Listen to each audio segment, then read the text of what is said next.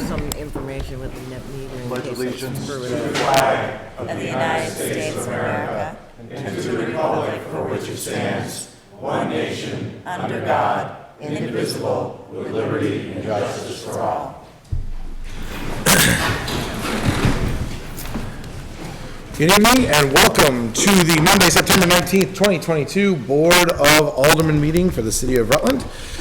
We'll get started tonight. I need a motion to approve the minutes of the previous meetings, both September 6th and the public hearing from last week. So moved. We have a motion. Can I get a second? Second. Motion's been seconded. Any discussion, questions, or comments? Hearing and seeing none. All those in favor? Aye. Any opposed? Motion passes. All right, we will move on to outside of the rail. To start outside the rail tonight, Mary, do you want to come up and?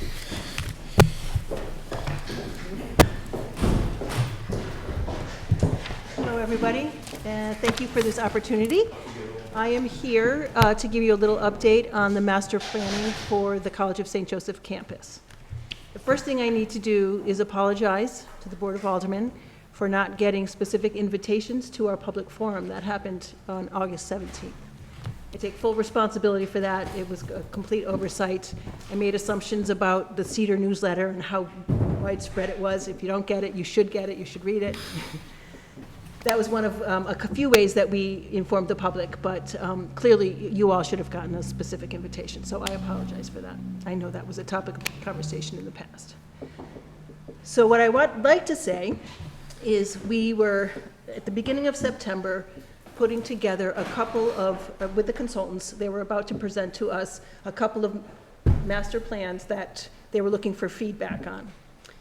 In that process, I contacted Heritage Family Credit Union to give them an update on where we were, and I got the unfortunate news that Matt was pretty sure that 99% he was going to have the property sold before the end of the year. Could not give me any details on who, what, how, anything. I asked if it was compatible with housing, and unfortunately, he could not share any information. So I told him I needed to come here to the Board of Aldermen and talk about the $30,000 that you've invested in this project. We have spent about $16,000? Probably 40 to 50%. 40 to 50%. I thought it was a little bit more, but about 40 to 50% of the allocated funds. And so now I see that we have three options. Our first option is to stop the project in its tracks, don't spend any more money. If in fact there is a buyer, then let them deal with whatever they're going to deal with. The second option is to continue the project as it stands, keep doing all the master planning for the main campus, because it's still going to have a lot of value to the city, to the new buyer perhaps. And then the third option is to focus on the West Campus, which is where the mansion is. And there's also a carriage house on the West Campus, and that is still for sale. So those are our three options. Nicole is here because she would like to share some of the information that they've gathered so far. I actually have a couple of things I'm going to hand out. You can pass this around, maybe share with your neighbor. That's a map of the campus. And that map shows the three lots. The lot that was subdivided off for the city recreation facility, the West Campus, as well as the what I'll call the main campus, which is where the CSK buildings are. This handout, again, if you could share to make it all the way around, is the survey that was sent out in one of the Cedar newsletters. Got about 90 respondents to it. And it was one of our outreach mechanisms for gaining just input from the community on how they would like to see the campus redeveloped.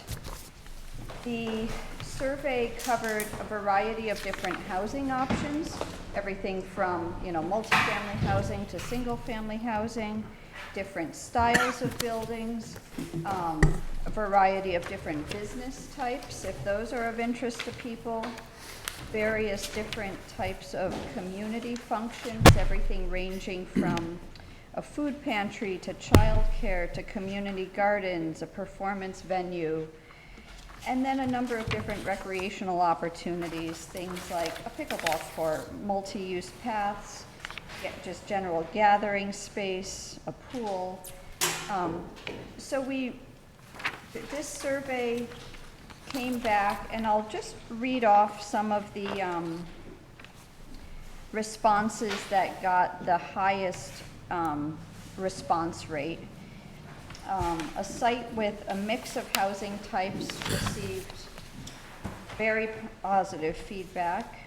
A library, child care center, community gardens, performance venue, community center, and then a host of recreational opportunities also received very strong feedback in that survey.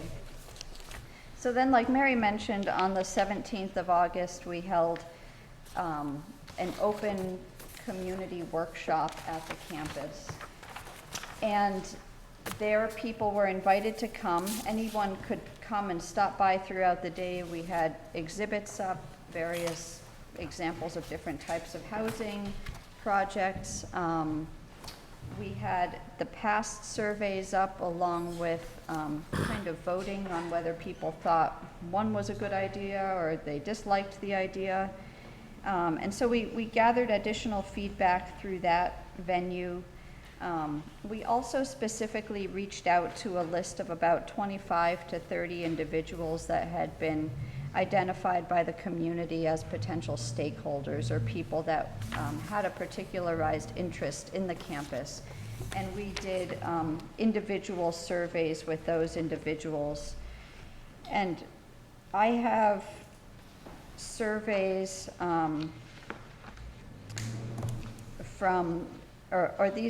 this is feedback that we had received from 4 individuals. One was Kathleen Kravetsky, one was Ann Worrell with the Vermont Country Store, the community health centers provided feedback, and the Rutland Regional Medical Center provided feedback. Of those responses, I'll just rattle off a few of the uses that we heard were desired by those individuals. A training school focused on teaching Vermont residents basic employment skills, childcare, healthcare. We got a lot of feedback related to the need for a wide range of housing needs, everything from short-term, where some employers could house people that are just here for a few months, to long-term housing, as well as a variety of price ranges that are needed. People who are more entry-level employees versus people that are being paid higher salaries, like at the hospital. So kind of one of the takeaways from all the work that we've done so far is that there's a very strong need for housing in the area and a lot of support for that, along with, I think, a mix of uses that people would like to see on the campus, and also mixed in with recreational opportunities to just, provide benefit to living in that location. I think that's pretty much a summary of what we've gotten back so far. Our next step is going to be really putting buildings and roadways and a layout on a plan, and whether that ends up being on the main campus or, like Mary said, on the west campus. At this point, I feel like our team can pivot and shift from the main campus to the west campus if that's desired, or we can stay with the main campus. Are there any questions? Alderman Gillum. Is there a sales agreement with this other group? Or he wouldn't tell you that either? As far as I know, there's not a contractual agreement, but he was fairly confident, in his words. I can only take that at face value. I think, with Nicole saying we can stretch out to the west campus, my original thought was let's just stay with this main campus. You never know what's gonna happen, deals fall through all the time. I think if we shift to the west campus, they'll have even a broader stroke of what's happening over there. And if for some reason that falls through and we do have opportunity there, I don't think it's gonna be super difficult to place the buildings and the roads and the infrastructure there as well. Alderwoman What Davis. if we wait and do nothing till the end of the year? What does that do to this project? We'll just prolong that housing, you know, we have to get in line for lots of resources, as you know, and it would just prolong that. I will say I did put an application into Senator Sanders for an earmark for $500,000 for acquisition for this property, knowing that it was a long shot, and it still is a long shot, but we did get to the next level. So that's a good sign, but it's, again, and that wouldn't happen until next spring/summer anyway. So could you just reiterate the three choices that we have? The three choices are to stop the project in its tracks, don't do any more, don't spend any more money. Of the 30,000, around 50% spent at this point. The second is to continue on the main campus, the focus on the main campus, create the master planning around that, including all the recreational assets, you know, that can happen in that. The third is to shift the focus and explore a little bit more on the west campus, which Nicole, you know, they don't know as much about, but they feel that they can pivot fairly easily. And then, again, I think that we would have, because they have so much information already about the main campus, I think that shifting to the west campus would probably be a good option. And we'd have just more information about the whole campus. Thank you. Alderman Gillum. One more question. On the recreation opportunities, was there talk about a bike path to continue the one we have going through that property somehow? I think there was, but I just wanted to say before Nicole answers too, we did talk, Kim Peters was one of the persons that we interviewed so that we know what she's thinking for that segment and how we can incorporate the plan, whether it's the West Campus or there's still, you know, a lot of recreation opportunities, and we wanted to make sure we were in line with what she was thinking as well. Okay, so it's on the radar. Yeah, and Okay. actually, as part of the survey, multi-use path and hiking paths got 2 of the highest scores out of all the recreational opportunities. Okay with me. Mr. Mayor. So just to reiterate what Mary said, I did, once I found out that this was, a deal was in the works, I did call Mr. Lewandowski over at Heritage, and he confirmed what Mary's told you, again, with none of the details about the main campus. I guess my thought is it would, I think, benefit the city to continue studying, and either way is going to be, that information is, I think, going to be helpful to not only the potential developer, but to the city as well. This is a lot of information to make a decision right off the bat. You know, we're famous for putting things into committee. I think this might be an opportunity to have that discussion offline here, and you know, get as much information as we can, and then come back even 2 weeks or whatever. I don't think there's a time element so much as just keeping the momentum moving forward. But I think in one way or the other, I think it's money well spent. I agree. Alderman Talbot. So I'll make a motion then to refer this to Community and Economic Development. Second. Motion to refer to CED has been seconded. Any further discussions, questions, or comments? Alderman Torrey. I'm good with that. I wonder if it would be worth, once we schedule that meeting, if it's worth reaching out to Matt at Heritage, if he wanted to share that information with whoever the potential developer is, so that they know that they could be getting a study done for them. I have asked him to make sure that whoever it is knows, give them my number, I'd be happy to talk to them about any opportunities and, you know, and cover our information.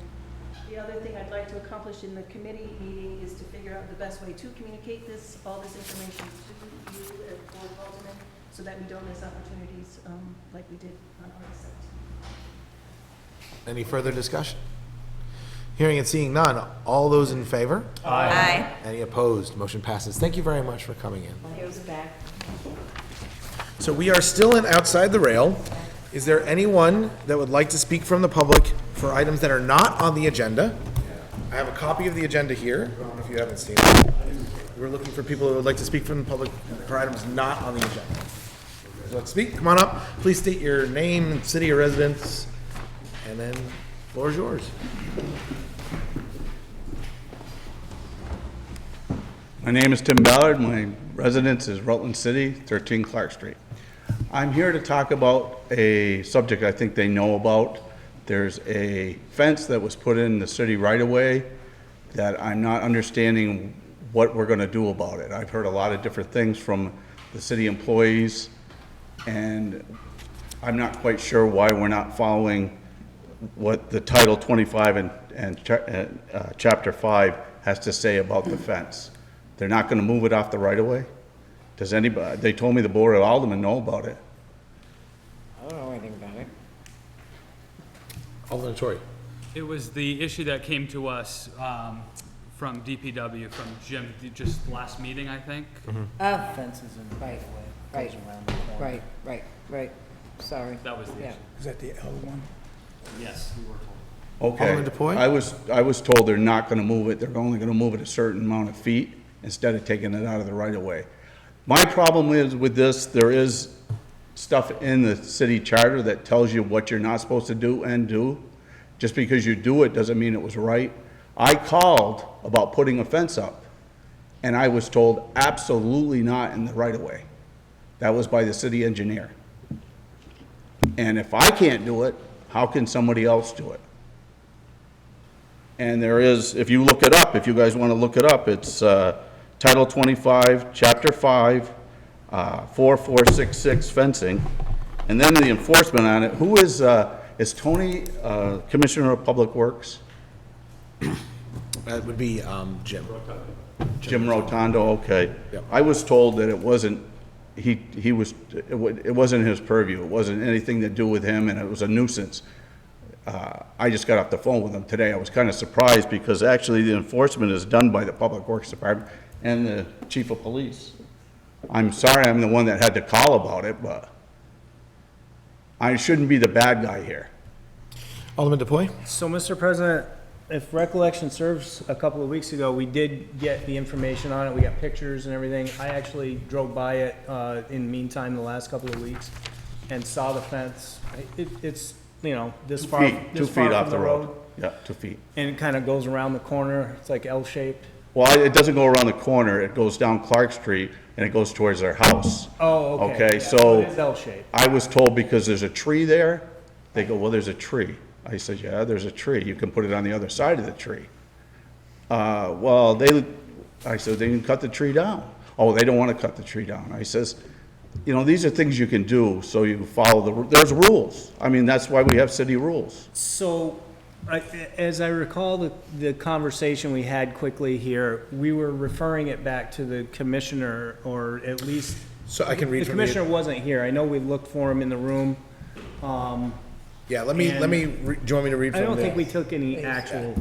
So, motion was made and seconded to suspend the rules, and then we made a motion to authorize the landlord at 1 Leonard Street. Is that the address that you're discussing? Yeah, the house is on 1 Yep, Leonard to Street. relocate the fence 2 feet within the city's street right-of-way, with the condition that they sign a letter with us to not, that they're not gonna be affected by things like snow plowing and whatnot. I can't hear you, sir. I'm sorry.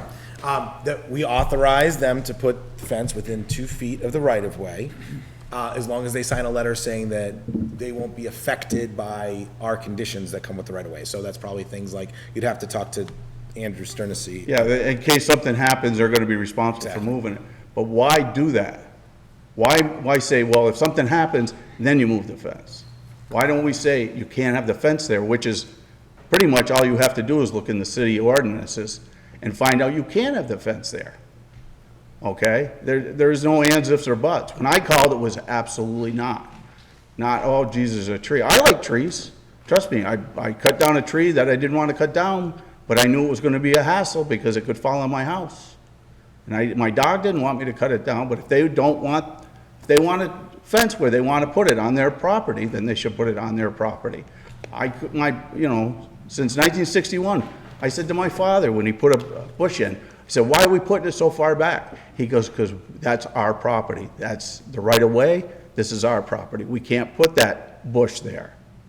So why make the exception now? You're going to make it for everybody that comes along afterwards? And it's actually to do with as far as I can tell, it's actually to do with, let me bring it up. There's another thing to look at. I'm not good at this, you guys. Trying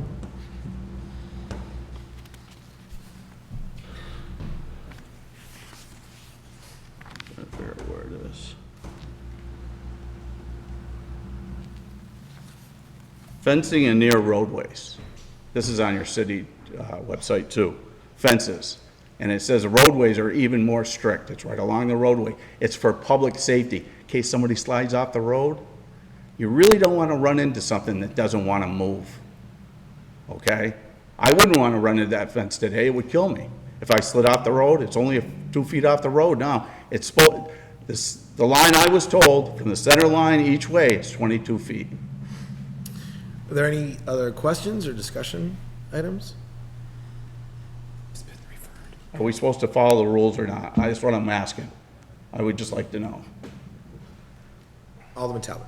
I think you make a good point. I don't disagree with you. I think the decision we made at the other meeting, we went with the recommendation of zoning administrator. I can't hear you, sir. We went with the recommendation of the zoning administrator, and that was the information that we had at the time. We didn't Okay. have information from other, homeowners in the neighborhood. Yeah, I've lived there a long time. I don't want to run into that fence if I slide up the road on the dead of winter. That's all I had to say. I wanted to make sure that, everybody follows the rules. The rules are written down. Why change them? Okay, thank you. Thank you very much, Mr. Ballard. Appreciate it. We are still in Outside the Rail. Is there anyone else from the community that would like to speak outside the rail on items that are not on the agenda?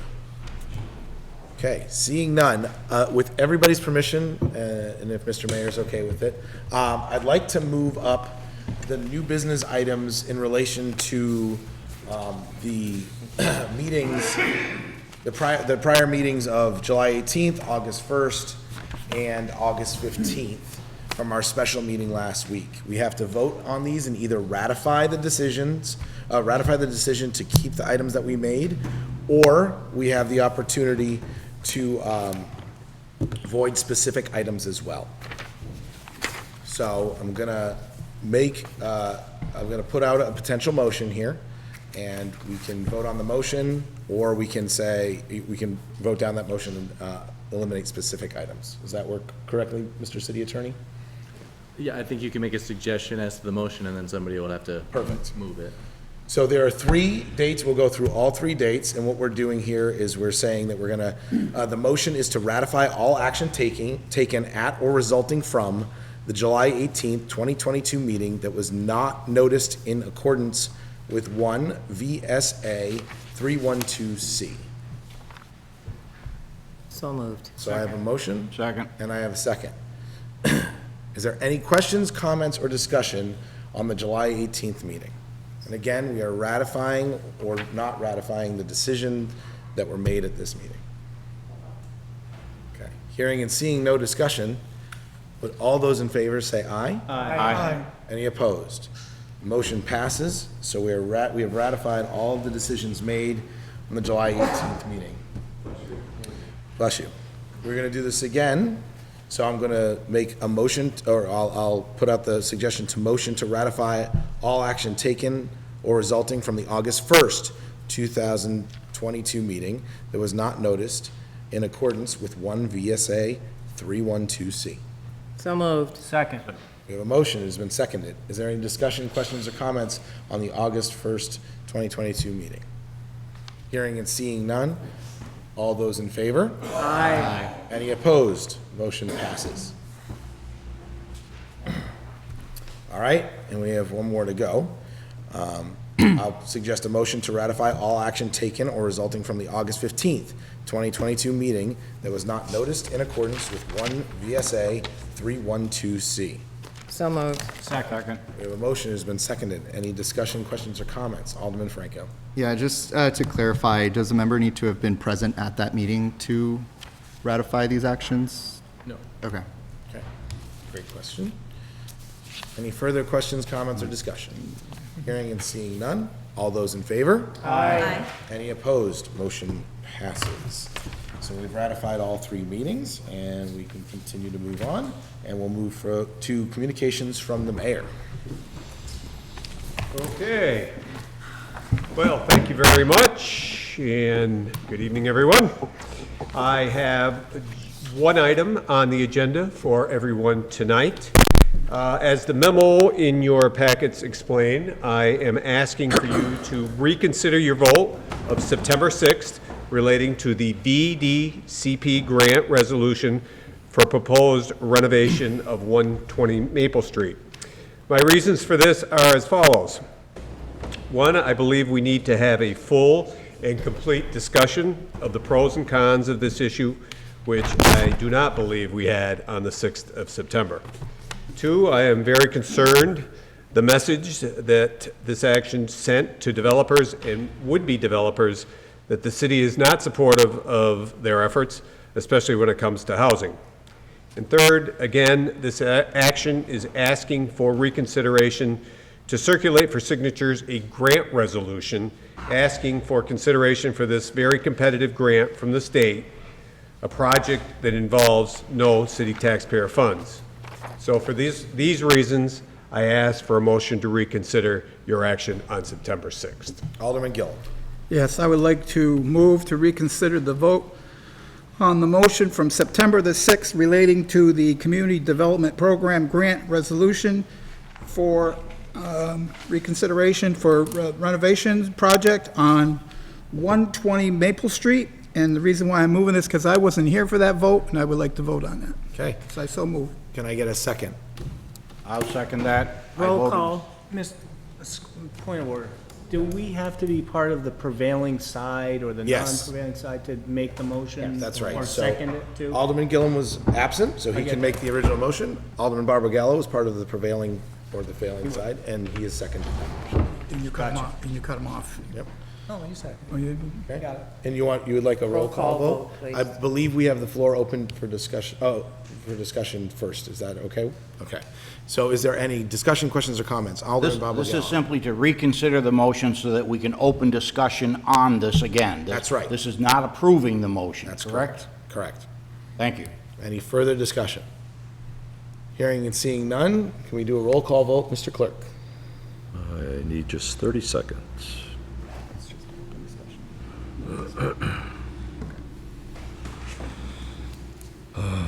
Alderman Attore. Alderman Franco. Yes.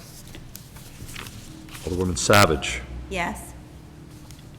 Alderman Barbagallo. Yes. Alderman Talbot. Yes. Alderwoman Taddeo. Yes. Alderman Whitcomb. Yes. Alderman Gillum. Yes. Alderman DePoy. Yes. Alderwoman Savage. Alderman Davis, yes. 9-1, motion passed. We can reconsider. All right. Brennan, would you like to come up? Well, thank you very much for another opportunity here to present what I feel is a very worthy project for consideration from the city. I'm not going to speak long. We have the Hales here with us again who would like to present some additional information to the board that might not have been effectively relayed at the last meeting. We also have representatives here from a number of housing-focused entities throughout the community that I think would like to speak on behalf of the project. I will just say, as far as process goes, we did have a target deadline of September 13th, which we missed because of the lack of a resolution from the city. We had a conversation with the staff at VCDP and communicated to them that the Hales were interested in having this reconsidered at the next meeting. They were kind enough to grant us an extension. So if this is to move forward with a resolution coming out of this meeting tonight, we will still have an opportunity to submit an application tomorrow. That is our deadline. It has to be in tomorrow. We've been told that they do have a very competitive round coming up. So November 10th will be the actual meeting where these applications are reviewed and vetted. We're expecting probably more than 20 applications from around the state. So there is certainly no guarantee that even if this is approved tonight and we submit this, that this project will be funded at that level. but it is a significant amount of funding, approximately $650,000. I can say if we do not submit the application, we will have no chance at that. So I would ask that everybody have an open mind, no matter what your vote might have been at the last meeting, to hear the additional information that the Hales and others would like to present tonight, and then make an informed decision about the project from there. That's all I will say. I would like to turn it over to Zach and let Mr. Hale kind of answer some questions. You also have some handouts, I believe? I can get it for you. Hand them right out.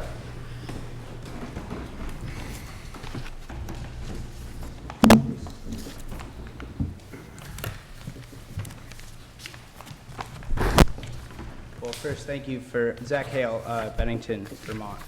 And thank you for the reconsideration. It is appreciated. First, I would like to apologize to the board, since it's clear based on the 9-6 vote that I did not effectively communicate the changes in the budget, the scope of the project, or the reality of the housing situation and crisis in Vermont. Regardless of how complicated this whole grant process is, Albert Einstein once said, if you can't explain something simply, then you don't understand it well enough. So I'm here tonight to show you that I do understand this project very well, and I'm hoping that by the time a second vote is made for this resolution, the entire board will be able to simply explain this entire project.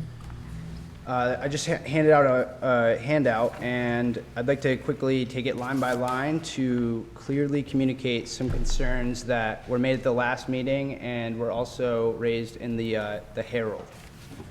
If we can look at Table 1, this really breaks out what the differences were between the two dates that we came in on 7/18 and 9/6. As you can see, there was a $0 change to the hard costs.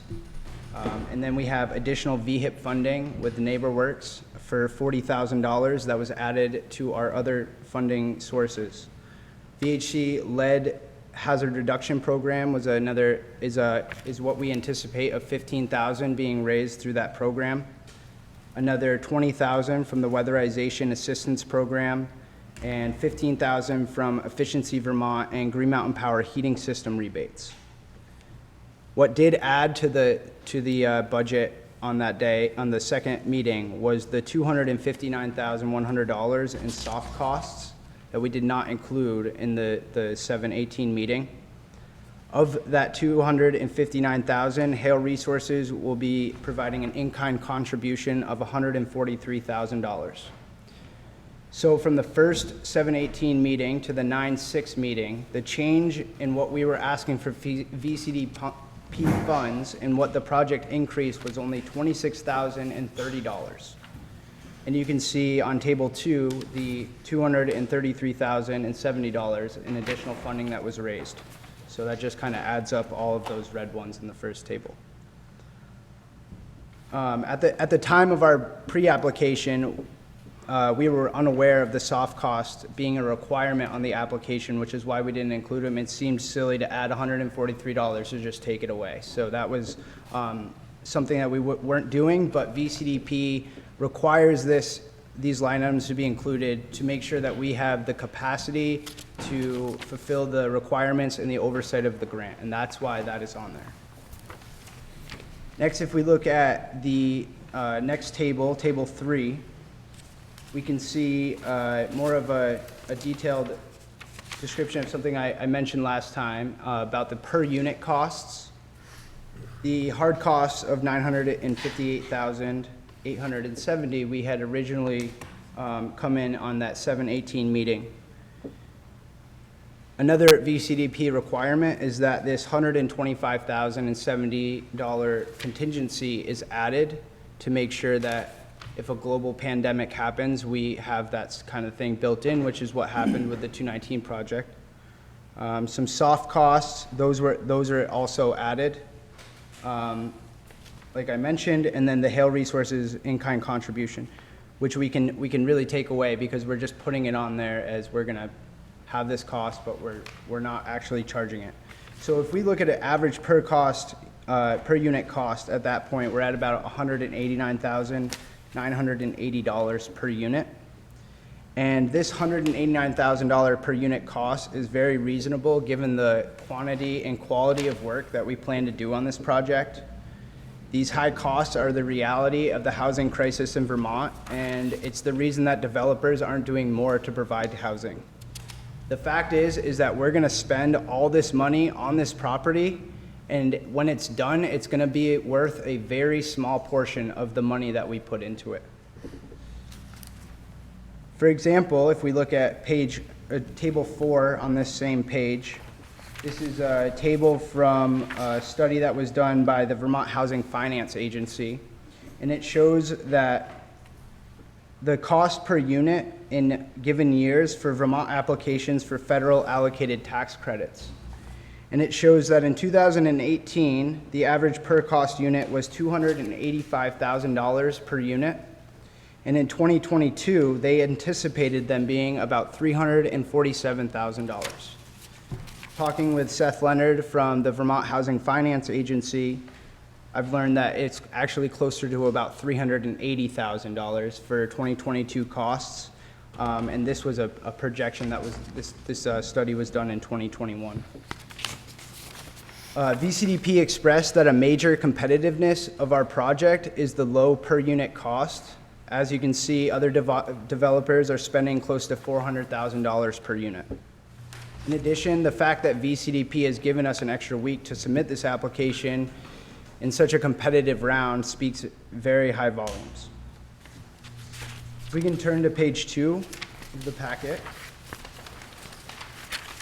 I kind of wanted to go back over all of the funding that we have raised and everything to kind of show where it fits in a sources and uses page. And again, we can see at the top here our $1.2 million cost with the hard costs and soft costs added up. What we're asking for VCDP to contribute is $534 to that $958,000 total hard costs, because we've raised $130,000 from VHIP. We're bringing $244,000 in private capital, the VHCB money of $15,070, Weatherization Assistance Program 20, and Efficiency Vermont and Green Mountain Power, another $15,000 that we're bringing to the hard costs. The next section of this is the soft cost, which is what we did not include in the first meeting. And we can see that for general administration, they're broke up into 2 different sections, general administration and program management. For general administration, we have an RRA administration fee of $65, which is typical. They charge about 10% of the total VCDP request. And then we can see that Hale Resources administration fee of $65,000. That is to administer the funds, the entire grant process, and make sure that we're doing our requisitions and working a lot with the state during the whole process. And that is something that we're going to use our employees for, and we're not actually going to charge this project that money, and that is then deducted from the cost. Next, we have our VCDP funding for program management, and this is some items that we anticipate having to spend money on during the project, during the renovations, like plowing, grass cutting, electric, propane, water and sewer, internet, construction planning, legal and professional fees, insurance, and then interest on loans so that we can pay our vendors quickly and then get requisition and pull money off the grant and then pay that bridge loan back.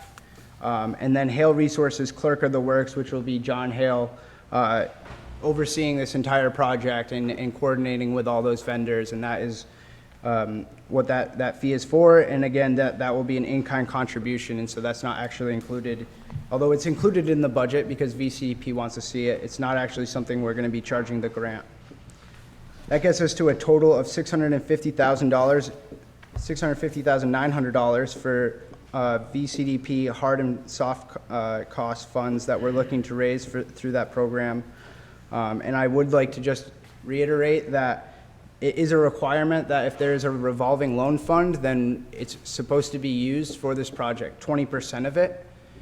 We're going to argue that that is not a need for this project, and it can't be done because in the city-owned application process, it was specifically stated that we could not use the city's funds, loan funds for that project. So I do believe we will not need to use that, but I just want to be clear that that is a possibility.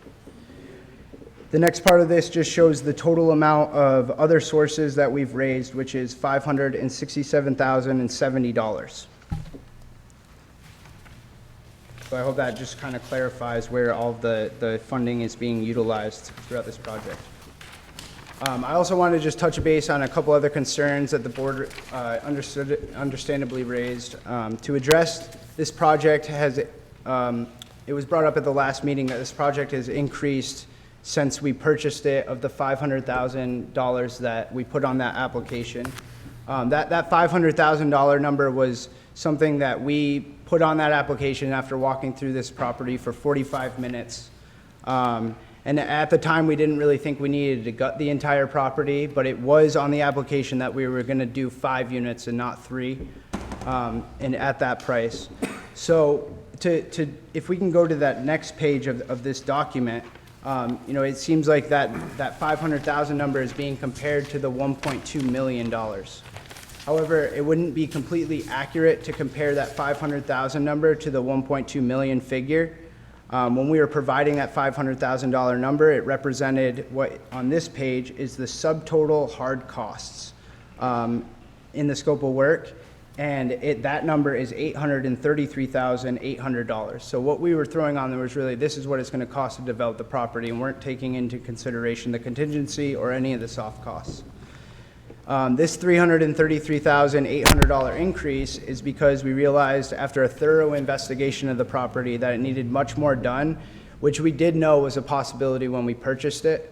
And we were just, kind of throwing a number out because we were planning on making this happen. So it was also suggested at the last meeting that we were only going to be adding 2 units to the market. And I'd like to make the argument that this is adding 5 units to the market. Yes, it is a 3-unit right now, and we will only be adding 2 market rate units when it's done, but this property has been vacant since 2011, and it's been uninhabitable since 2011 when it was condemned by the city.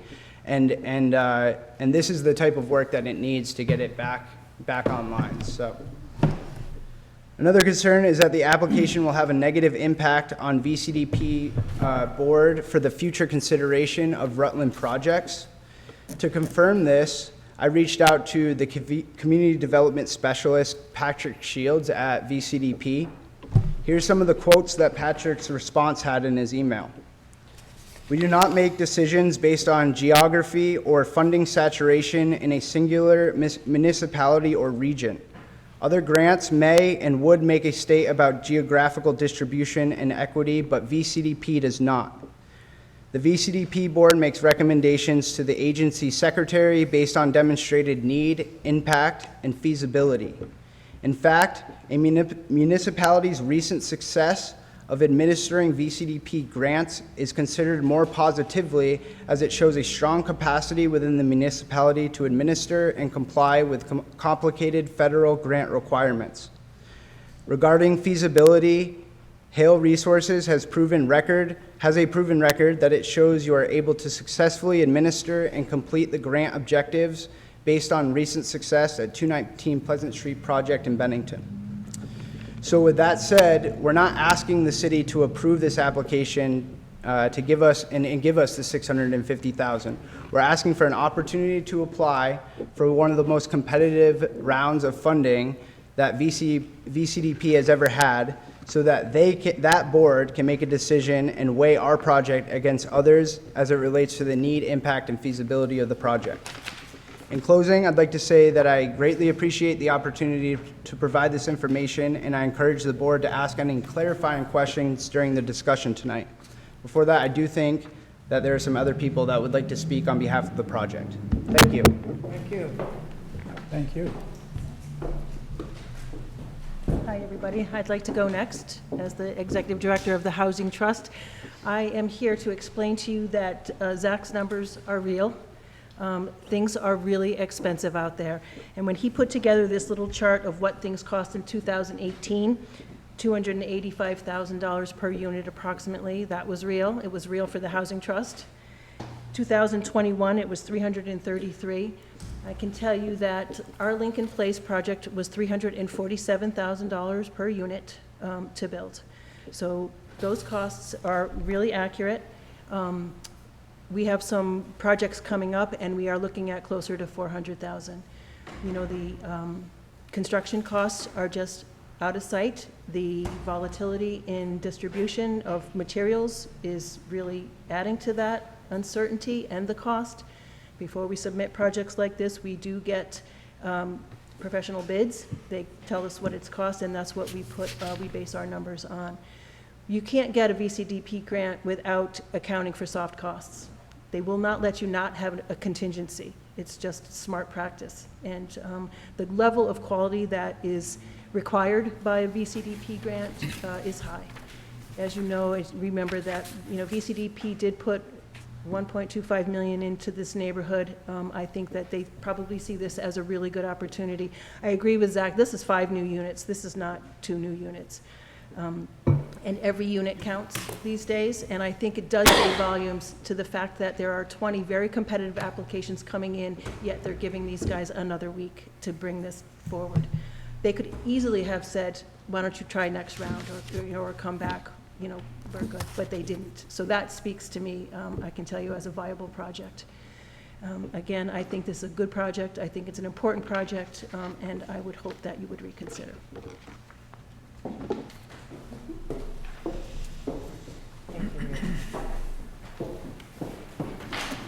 Hi everyone, I'm Aaron Jones. I'm the home repair coordinator with NeighborWorks of Western Vermont. I'm also working in the VHIP program as the rental repair coordinator. I've walked through the property, and I've walked through a lot of different properties that the Hales have worked on. Over the last couple of years, we've helped them, I believe it was 20 units in Bennington over the last couple of years. So I'd like to speak to the quality of those units, because you hear the unit cost per price. The quality of these units is different than most. They're thoughtful and they're intentional about the materials that they choose. They are resilient materials that will last quite some time. It's infrequent that landlords are as thoughtful and intentional as the Hales are in the projects that they do. I think when you're thinking about developers, and you know, broadly, you don't often find developers with the vision and the values that the Hales have. And I think that that's certainly something that matters alongside the quality of the units they'd be bringing to the city. Thank you. Thank you.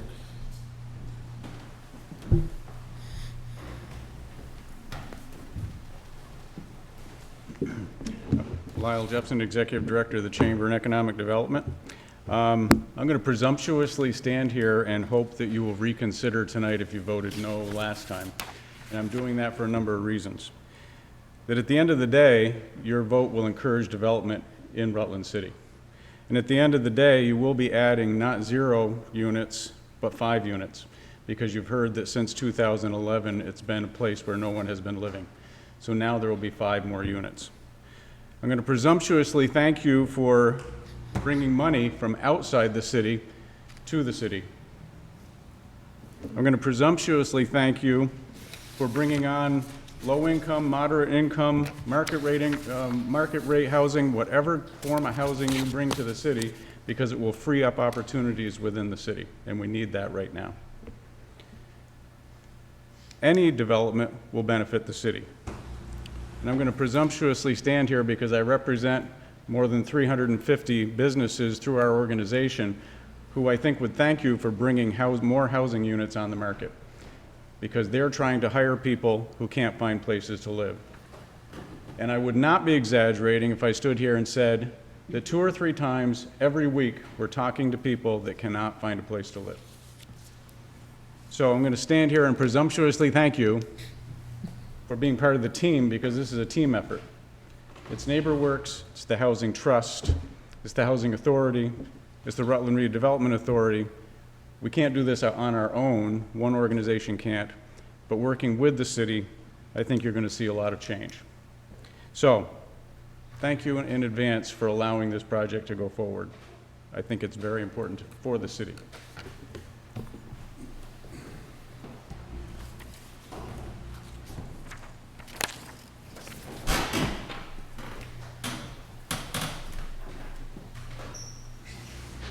Good evening. I'm Kevin Losa. I'm the Executive Director of the Rutland Housing Authority. We have a housing crisis in the city of Rutland that is unlike anything I've seen in the last 23 years of serving as the CEO of your housing authority.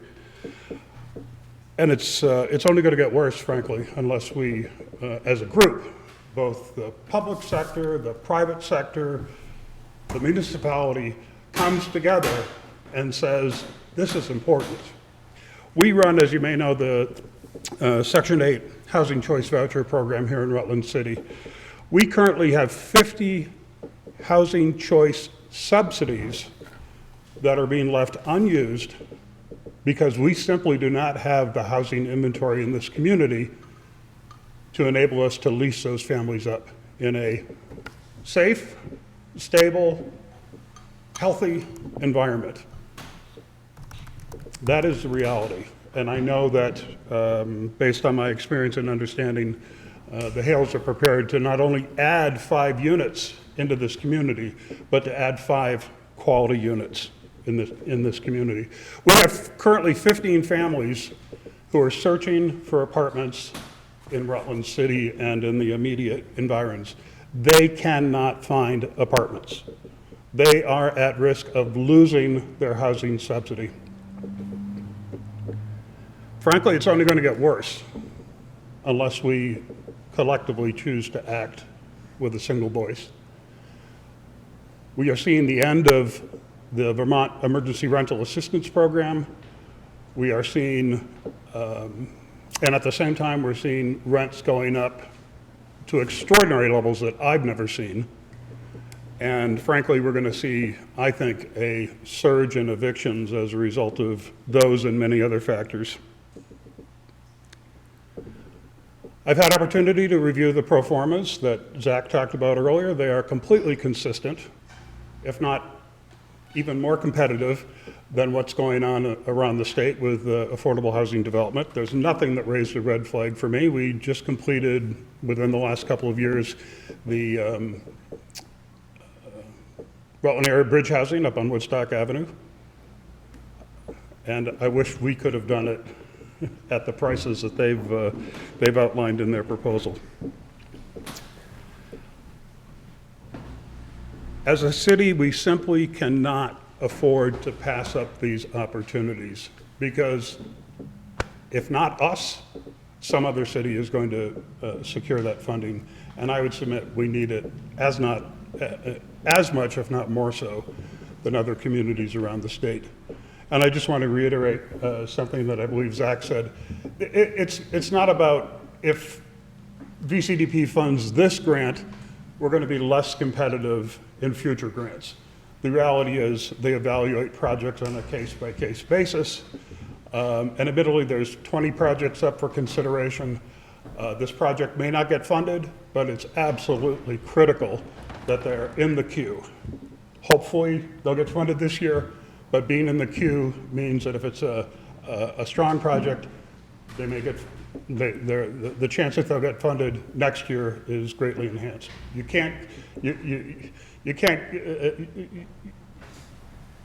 don't have a chance if you don't go to the table. So I want to encourage this board to reconsider their original vote. And I hope that you will respond in a favorable light to this very critical proposal. So, thank you. Thank you. Thank you. Do we have any questions? Barbara Gallup. I have a series of questions for the developer. If I understand this right, and some of your numbers have changed tonight, so forgive me if my numbers aren't totally correct. The cost of this project is $958,870. With your contingency, that's including a contingency of $125,000 or $125,070. Assuming this project comes in on budget and you do not need to tap into the contingency, what will happen to that contingency money? Will it go back to you, the developer, or will it be returned to the agency that you're seeking the bonding from? So it's a little bit more complicated than just saying we won't get the money, but there is a specific allocation of funds that you have to, when you're requisiting them. So we have to always be at a 60-40 split of 60% of the money that we're requisiting from VCDP and 40% of other funds that we're putting in. So as the project goes on, we don't just get $650,000 when they approve this. We have to spend the money up front, which we're gonna do with that bridge funding I mentioned earlier, and then we're gonna ask them for money back. And if we don't use, let's just say $100,000, then it could be the case that 60%, which is VCDP funds we were approved for but didn't need, would not be given to us, so $60,000, and $40,000 that we would have contributed ourselves with other funds, we would not have to contribute. Does that? And here again, I want to make sure I'm not confused. Does that mean that, again, assuming the budget comes in on budget, your portion is $244,000, if I read the numbers right. Does that mean your portion comes down to $119,000? If we were to subtract the 60% of the 125, is that where you got, or 40%? I subtracted the difference. I took out the contingency. That's the difference between the contingency and your $244,000. Yeah, we would pay 40% less of that, or it depends too. I mean, if it's because of the, we had different allocating sources, but chances are it's going to be that our funding would be the one that we pay less of, and VCDP funds would pay 60% less of whatever that cost would be too. So it would be a shared reduction in cost for both the developer and VCDP. All right. Assuming it comes in on budget, what do you estimate the value of the building to be? So I don't know, because I'm not experienced with Rutland's housing stock and the assessed value of it, but what I can tell you is that with 219 Pleasant Street, we put $1.6 million into that property with the purchase and the renovation, and it was appraised for $680,000 after that. And you would be satisfied with a $680,000 appraisal, and you'd be willing to pay taxes on that because Rutland City pays on 100% of assessed value? Yeah, whatever the assessed value was by the assessor, they know better what that property's worth than I do, and I would not be looking to fight that. And you would not be coming back the following No, year absolutely to the not. Board of Civil Authority seeking a reduction? Absolutely not, no. And just to clarify, that's 11 units, the 219 at 680. So this is 5 units and probably would not be at that. Well, that's what I'm trying to find out, is what you're considering the value of this building to be. Because if you feel it's gonna be worth $600,000 and the city assessor comes in and says, okay, I agree with you, this building is worth $600,000, that's what we're gonna set your tax rate at. I wanna make sure you're happy. So we're leveraging the building with the $244,000, which I calculated as 74% of the value. So if you do $244,000 divided by 0.75, that is the value that I anticipate the property being worth. $325,333. That's what you feel the building will be worth? That's what I feel the building would be worth, yeah. 25. But you're willing to put 1.217 million into it? Yeah, correct. 1.2, yep, into it, yep. Okay, I see also that you have, you're seeking rebates for heat pumps. Correct. Will there be heat pumps in each individual unit? That would be the plan for the units, yes. Will they be the only heat source for those units? Well, we haven't clarified that through the energy audit. 3D Thermal is our auditor for this unit, this building. So they come back with a plan and tell us what the best way to heat this building is, what we need to do with the envelope. So those determinations have not completely been made yet. Our anticipation is based off of what we've done in past projects. If we close the envelope enough and the heat pumps can recover, they will work in colder weather. But we've not made we've not got that determination yet. So. Well, it's my understanding, doing some research on it and talking to experts, that heat pumps will not function below 13 below. And if anybody who knows how it lives in the state of Vermont, we get 13 below quite often. Some of the units that they're starting to make today are close to 30 below. So, what you got to remember with heat pumps is it's based on the envelope of the building. Heat pumps can't recover fast like an oil boiler or a propane boiler. So they're trying to build this heat in the building, but if it's losing heat faster than the heat pump can work, you're not going to get the recovery. So you have to put supplemental heat. But I believe it's the heat pump sitting outside is what the problem is. Correct, because it gets so cold, there's not enough heat.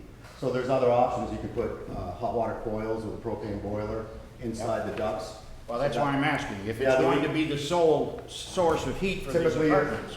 Typically, there would be a supplemental heat in Vermont with a heat pump with an old building like this, if you cannot close the envelope up. That is correct. All right. And if, and again, we're going back to if you do end up ruling that heat pumps are the only thing available. The last time I asked this question, I said, was heat included with the rents? And you said yes. Will the electricity for these heat pumps be covered by you, or will be it placed on the tenant's electric bill? Yeah, that's a great question.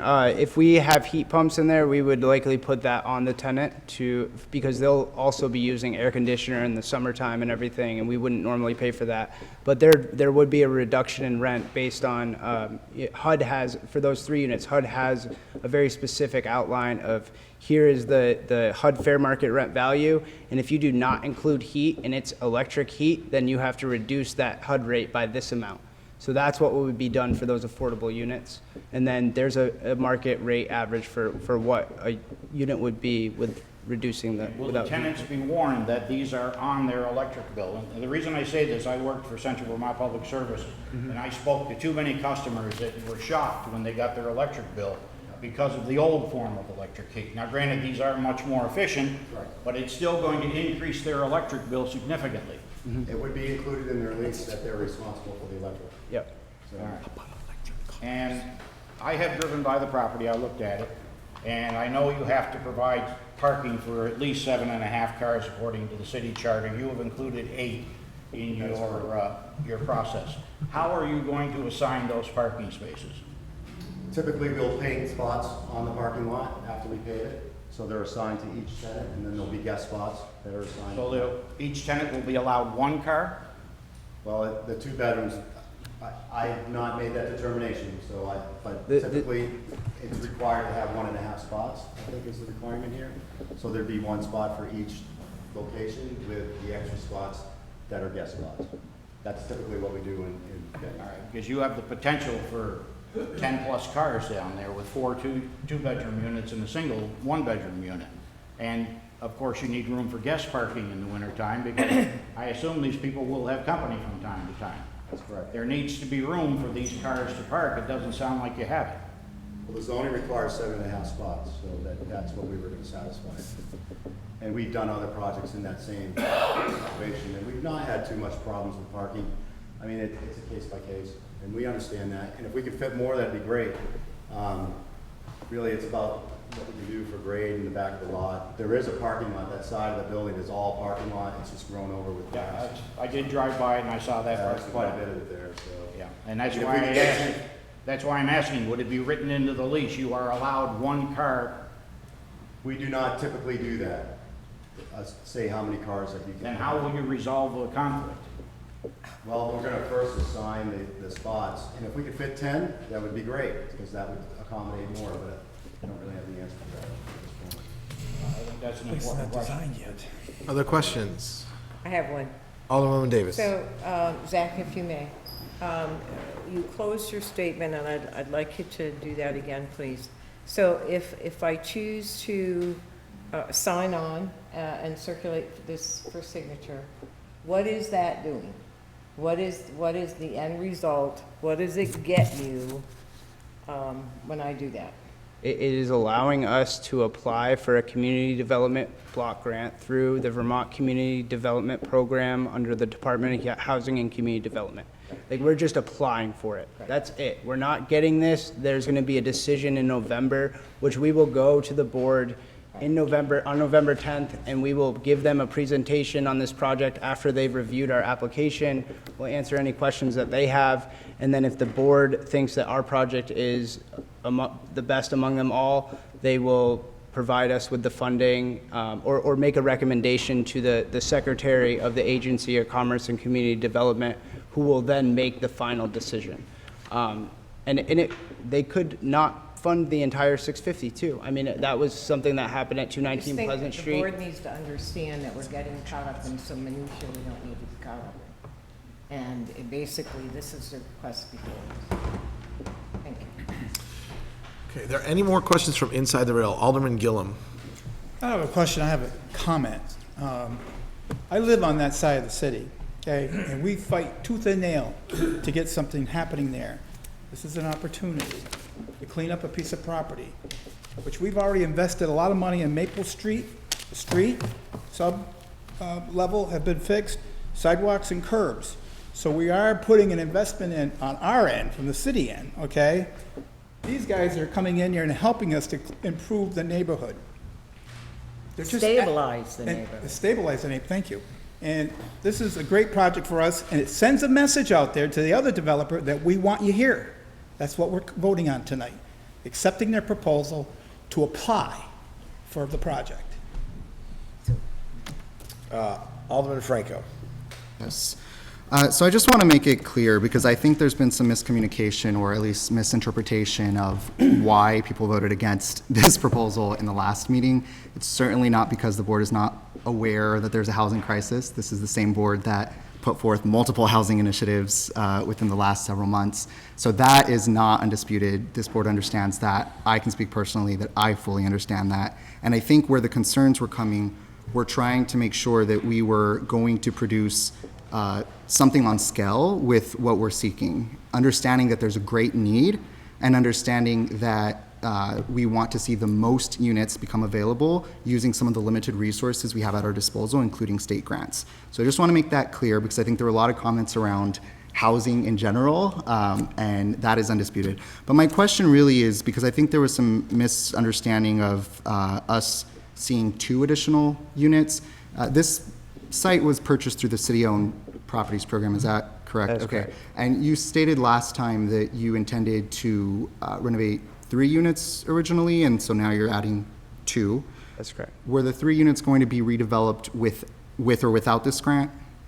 If we don't get the grant, we would be looking to do 3 units, yes. And that is my point. So the 2-unit statement is really about us understanding that this grant, the scope of what we're discussing tonight, is about adding 2 units to what is promised is already going to be renovated with or without this grant. Now, the point about what is about the state providing this grant in the future, I certainly understand that reaching out to a representative from the state who is going to say that they would, regardless of this proposal, be willing to fund future cycles, that makes sense. I think with my familiarity with state government, that would be proposed. Do you have any historical accounts of them investing in the same community cycle after cycle? Or is that 2 immediate cycles in a row? Yes. Is that often or frequent? Brennan, could you? Yeah, I'd be happy to try to answer that. So as Zach stated, the program is based on the merit of the project that comes before it. Absolutely. I've been here now for almost 11 years. We've been very thoughtful and in some cases strategic about coming into rounds of funding with projects that we believe are going to be funded. So we have done, in some cases, planning studies prior to applying for implementation. In a number of cases, we've looked at competing projects and tried to make a determination of which project looked like it would be the most likely to be funded.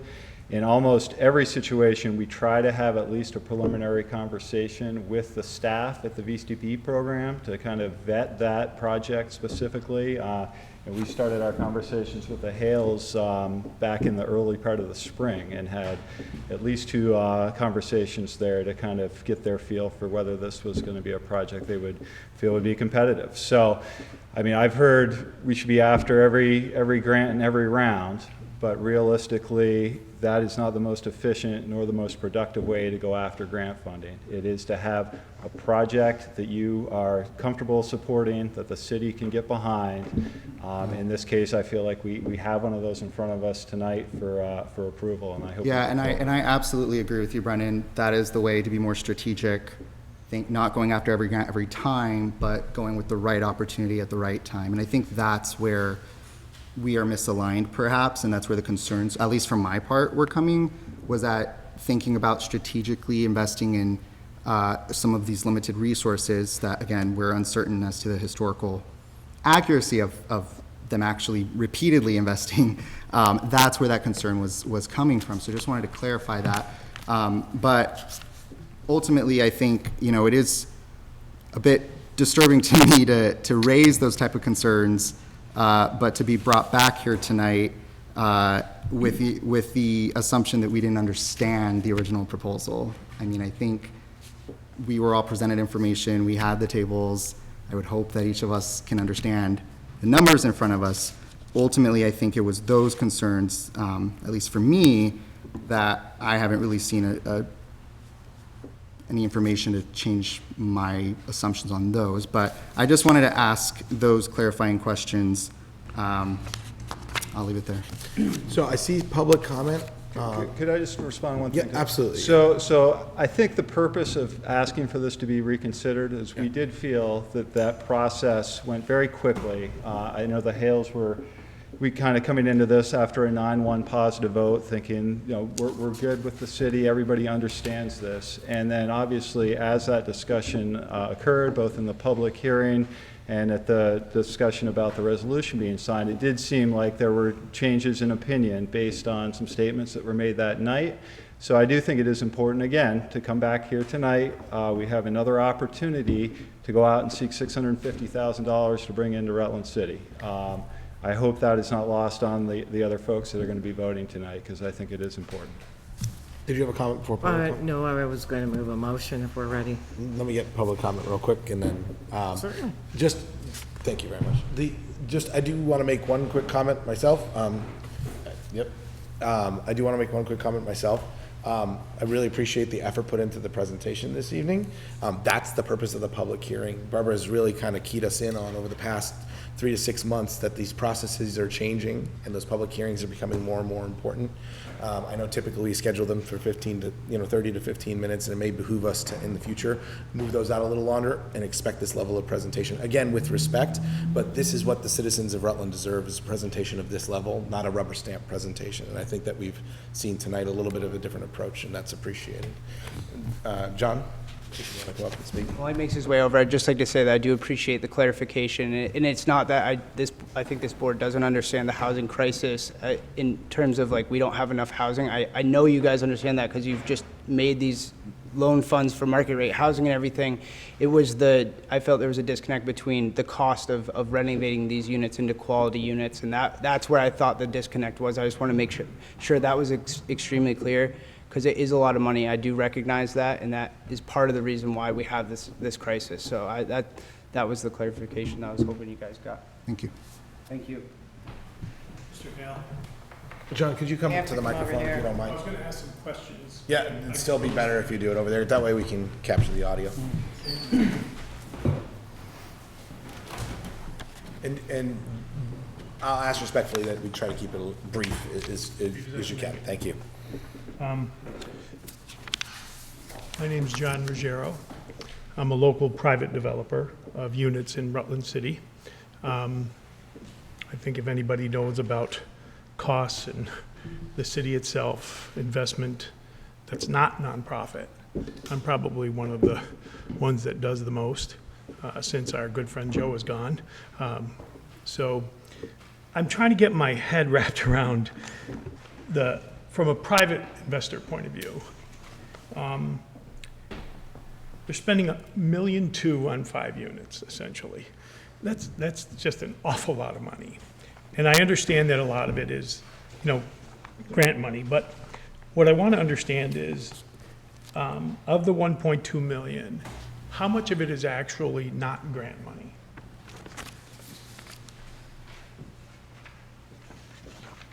I didn't have that, so. Yes, sir. 567,000 is not grant money. Okay, so is it loan? Well, actually, so there are some rebate funding for the 15, 20, and 15 here. 433 is actually just us providing a service for $143,000 that we're doing the work, but we're giving an in-kind contribution. We're actually going to bill the customer, which is our other entity. This will actually be hard cash that we're putting into the project, and then this is actually hard cash that is VHIP funding from NeighborWorks of Western Vermont. So. Okay, so you're essentially investing about $387,000 into this. The 143 in kind and the 244. Of our own personal Of your, cash, all correct, right, yes. so that's about 30% of this project. So what I don't understand is, and then there's some fees coming out. I think there's an administrative fee of about 65. That's what the 143 covers, is 65 for the administrative. So fee. you're putting that back in? Yeah, we're just providing those services that is valued at that Okay. cost and that cost right there. Okay, so I can understand my nonprofit competitors, that's what they are to me. They have staffs to pay, they have, all kinds of contributions they make to the community. So when a nonprofit pays, which I think is extraordinarily high, $300,000, $350,000 for a unit, as a private developer, that really, it just explodes my head. But they're nonprofits, they employ a lot of people, they provide a great service after the buildings are built, they're managers, they know the people, they're from Rutland. What I don't get here is, as a private developer, what is in it other than, if there's this money being given back, where is the private developer making money here? And then as the project goes forward, there are 5 units, and what are the bedroom counts of each unit? 4 2-bedrooms, 1 1-bedroom. Okay. And are you getting any vouchers for those units? We don't have, it depends, honestly. We could. Okay, so what do you think the market rents are in Rutland for a 2-bedroom? Are you, Mr. President, you're okay with us having this? So all I'm trying to get at is, I'm trying to understand, why is the project being done by a private developer that really doesn't seem to be making any? There's no profit in this. It's got to be in there somewhere. So, they're giving in the 30%, so what's the return? That's what is not really coming out in this, is that, I know you're good guys and all of that wonderful stuff, but there's got to be more fat in here somewhere that's not being talked about. Because as a private developer, you don't put in $350,000 into 5 units to have it come out to be appraised $350,000. And the market rents for a 2-bedroom in Rutland, we can even use the new Vermont State Housing Standards, is like $1,100 with heat and electric included. So as a private developer, I see no return here, none. But then that begs the question, then why? Why are we spending $1.2 million on literally 5 units? I don't understand it. I can't get my head around this. I do these all the time. I have developed properties in that neighborhood. I've developed properties in most neighborhoods west of Main Street. And I can assure you that there is something in here for these guys, and God bless them. If they can get all this grant money and they can make a good amount of profit, good for them. But that's what's really going on here, is that this isn't altruistic. This isn't like, we're just giving to the community. And I think that you're using up credit, Rutland City credit, and Rutland City goodwill to back this program, this project, without really knowing what's really being made here by a private developer. Alderwoman Davis, Oh, I have a question. did you want to make your? Oh, if we're done, yes. Thank you, John. One last thing I have to say. In that neighborhood, if you put this project there, and their appraisal comes out at $400,000, okay, which is extremely high for a 5-unit apartment house in that neighborhood. The assessor's going to take that value, and she is going to use it every time to beat up every multifamily owner in these neighborhoods that are trying to do projects not this big and not this expensive. So a 4-unit that's probably worth about $200,000 now is going to be taxed at $400,000. So there is downside to all of this. This is not all a cornucopia. It really is some downside here.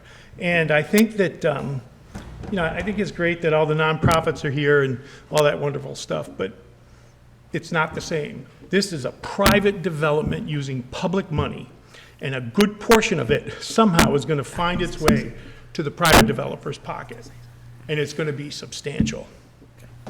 Thank you, John. So, Mr. Chairman, I have a motion. I move to circulate for signature the resolution for the CDDP Grant Application Authority for the proposed renovation project by the Rutland Housing Initiative at 120 Maple Street. Second. We have a motion. Roll call vote. We have a motion that's been seconded. We're open for discussion again. Zach, would you like to If I comment? may just respond to Yep, some of what John, absolutely. which it's nice to meet you, John, because I've heard a lot about you, but I haven't actually put a face to the name, so. Great questions and great, things to bring to the table. I would highly recommend you come walk through this property and then come look at the 219 Pleasant Street project that we did, because the quality is above and beyond anything else that we've been able to provide as a private developer with our own private investment. I would point out that the money that you had identified as us putting in was the 350 amount, which is what I also said the property would be worth at the end of the day. And so that's the purpose of these grants, is to close that gap, is how they specifically identify it. We're putting in 1.2, but it's only worth 350. We are putting the 350 into it at the end of the day, but then there's really been 1.2 put into it. So with that being said, we're not even getting the equity of that building, so we're not making any money off this development.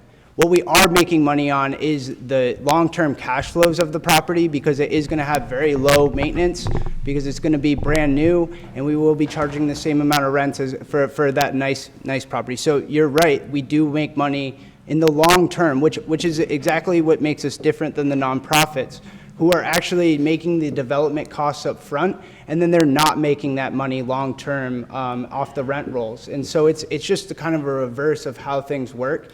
But what we do as private developers is take those cash flows and invest them back into the community, and that's what we've done in Bennington, and we've acquired 150 units over the past 10 years, and we have some very nice quality units because we look for good deals, and we reinvest the profits of our portfolio back into housing units. So that's been our business model. Franco.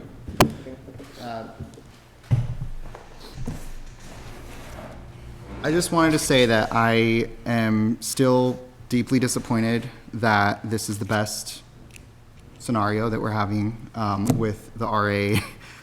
Not to call out the RA in entirety, just that I am disappointed that only one project is here tonight. I think there's a fruitful discussion. I'm glad we're having it, because this isn't something that should be rubber stamped. It's not something that should just pass in front of us.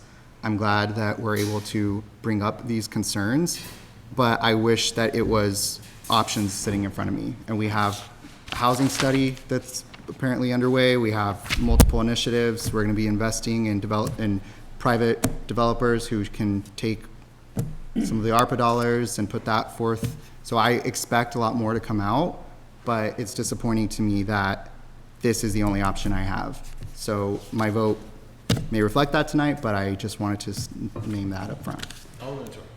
Thank you. I wanted to say that Alderman Franco's comments earlier were so much more eloquent than I could have done. I was just going to echo those. But I disagree a little bit with the direction he was going here at the end. And that is that this project is still not a good project, and his point about the $500,000 to get 3 units versus $1.2 million to create 5 is a good one. I really appreciate that all of the executive directors from the housing and economic development agencies showed up for this meeting to support this project. Perhaps we can all get together ahead of this and put together a strategic plan so we can have actual housing priorities and a path forward versus having to support this one-off. And I'm still not supporting this project, but you're asking us to support this one-off project when there is nothing else happening. Yes, we have a housing crisis, but nobody is doing anything about it that I can see through the city. Maybe you guys are all doing things separately, but nobody's doing things in through the city. And so for you guys here to show up and to support this one project, which again is $1.2 million being invested in a crap house in a neighborhood that has a lot more work needed to be done, is just a bad project. And I'm disappointed that this is the reason that you chose to show up for this meeting. So thank you very much. Alderwoman Davis. Oh my God, I could not disagree more. I think there's opportunity here, and I like to hear about crap streets and crap parts of city. Those are the cities that we live in. The quality of work that the Hale brothers do has been spoken to. That's an opportunity for those neighborhoods that are not just having apartments added and money collected, but quality work being done, and I think that's missing in some areas. I think every not-for-profit that showed up here this evening took the opportunity to support this project based on X, and verily spoke eloquently on why they support the project, what the Hale brothers have to offer. And I think it's just it's a sad situation when we become developers. I've sat here for 32 years. I've never asked Joe Giancola what the hell he was going to do when he was going to build a property. I didn't ask him how much it cost to put in a parking spot, because that's not my business. That's not my forte. I never asked Mark Foley or Johnny Russell. Never. And I'm not going to ask these folks. They have given me every single information that I needed. They have told me what is at stake for taxpayers. And it's money, it's revenue, it's grand list. Alderman Barbagallo. I agreed to second this motion to reopen it because I wanted the full board to be able to vote on it. I still have too many unanswered questions to vote yes for this. But I agree it should be looked at by the entire board. I'm glad the entire board is here to vote on it, but my vote will still be no on it. Alderman DePoy. Mr. President, in that neighborhood over the last few years, there have been several other houses that have been renovated from almost the ground up through the Habitat for Humanity program. And I wish we had the numbers here to compare. A friend of mine worked on one of those houses. Another friend of mine lives next to one of those houses. And Library Avenue is where we did the big CSO project. And that street in the last, 5 or 6 years now, has made leaps and bounds in not only the way it looks, but the value that the residents of that neighborhood have in their houses. This project is one of those types of projects that will increase the value, and I know that Mr. Ruggiero kind of cringes at that, but it's going to increase the value of the homes around it, simply because I've seen on Library Avenue the Habitat house, and then people look at the Habitat house that live next door, across the street, down the street, and they're like, gosh, that's a nice house. I need to do something to my house so that I kind of fit more with what that house is bringing out in this community, in this neighborhood, on this street. So, as it was pointed out, we did the work infrastructurally on Library Avenue. Habitat built a house, but you know what? That one house that Habitat did has encouraged people up and down the street, Mr. President, to improve the looks, the feel, and the quality of their buildings as well. It's happening on Library Avenue. It's not finished. We know we have a couple of problems down there, but the same thing can happen on Maple Street. The same thing can happen over on Robbins. The same thing can happen on Lower Baxter or over to Cleveland Avenue in Alderman Gillum's neighborhood. That's what it takes, though, is improving one and having 2, 3, 4, 5 follow suit and put their own private investment, yes, private investment, into their own houses. It can happen, it will happen, it should happen. Please vote yes on this. Any further questions, comments, or discussion? I ask for a roll call vote, please. Hearing and seeing none, will the clerk please call the vote? Alderman Attore. No. Alderman Franco. Yes. Alderwoman Savage. Yes. Alderman Barbagallo. No. Alderman Talbot. Yes. Alderwoman Taddeo. Yes. Alderman Whitcomb. Yes. Alderman Gillum. Yes. Alderman DePoy. Yes. Alderwoman Davis. Yes. 1, 2, 3, 4, 5, 6, 7, 3, motion passes. Motion passes. The clerk, please circulate the document for signature. Thank you very much for the strong presentation this evening. Thank you, we really appreciate it. Also, while we're shifting, thank you very much for coming. For those who have waited this evening so far for your part of the evening, I just want to say thank you. I know this has been a very long process. Mr. Chairman, I do not mind going last and allowing folks that have a young family here to do Yeah, I appreciate it. That's perfect. I think the mayor has one more thing, and then that's a great Yeah, I do, idea. and We this is should going to be move very on. quick, very quick. This is more for information for everyone, and I just want to thank everyone for allowing us to have the discussion tonight up to this point, no matter how it turned out. I think it was important to have that discussion. So, just wanted to let you know, I had received the notification from Blue Cross Blue Shield about our rates for the next year. If we remain with the same plan that is in place this year, it's up 10.5%, which is approximately $300,000 in hard costs going forward. If we switch to the EPO, which is something that not only am I hoping to do, but I'm hopefully planning on doing, we shall see, the increase would only be 2.6%, which is about $100,000. So that's $200,000 improvement to go to the EPO. Fuel, we looked at the numbers all summer long, waiting for, hopefully, for them to come down. They have backed off a little bit, but it got to the point where I felt we needed to lock in a number. So we're using about 100,000 gallons a winter season. I locked in 75,000 gallons with our current provider at $3.62 a gallon. So it's about $1 more than we budgeted this year.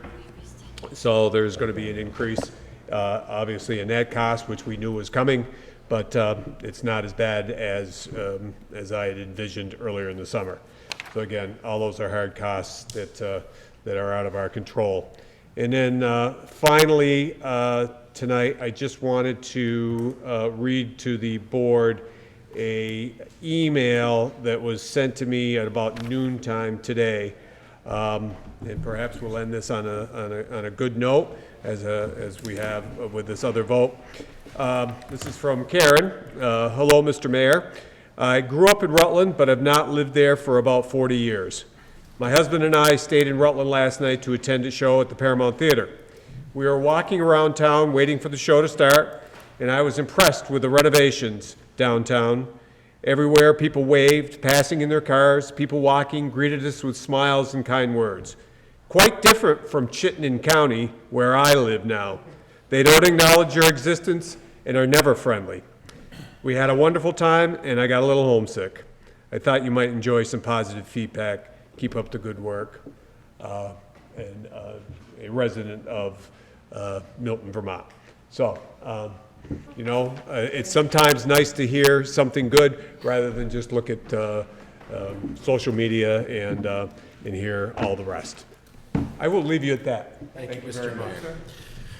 If there are no objections from the board, we have two items concerning Mountain Girl Cannabis that's here this evening.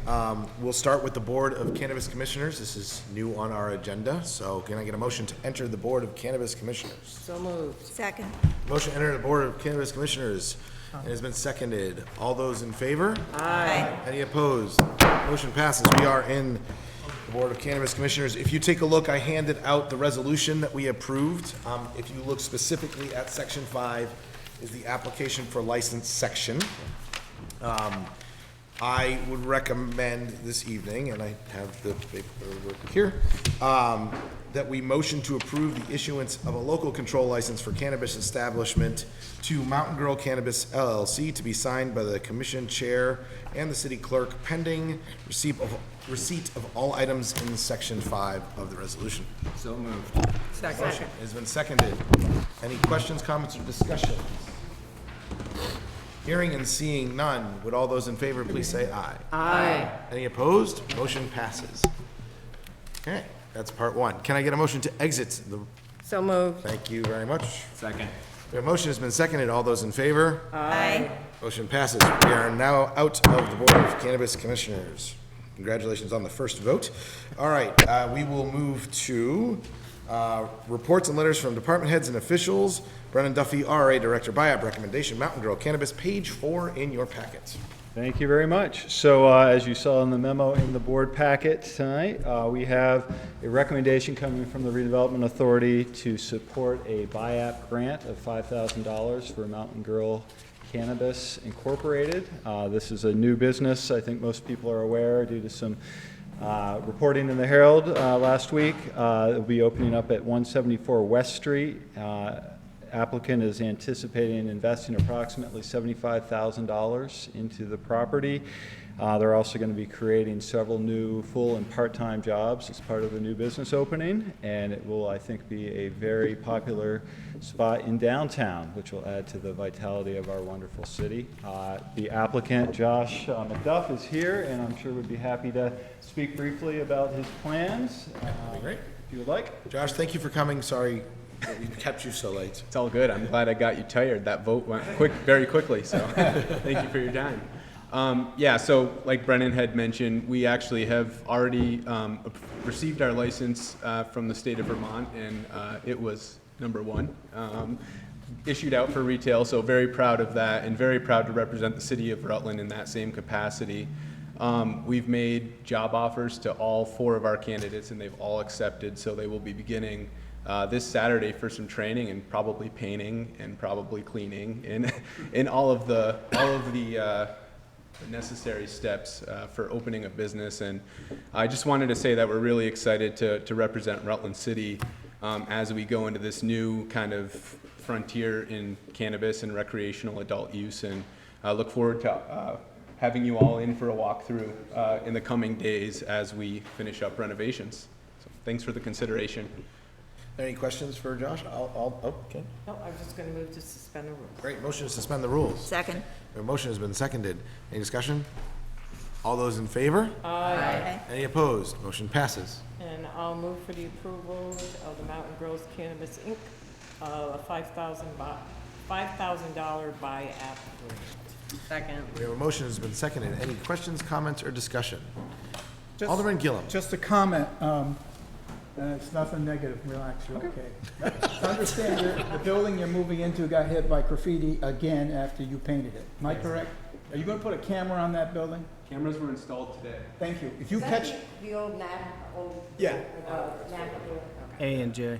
and I'm gonna make a motion later to put in committee, because we're having a real problem with graffiti, and it's happening more and more now than ever. So camera will really help the chief to catch these people. They require very good cameras. Thank you. Yes.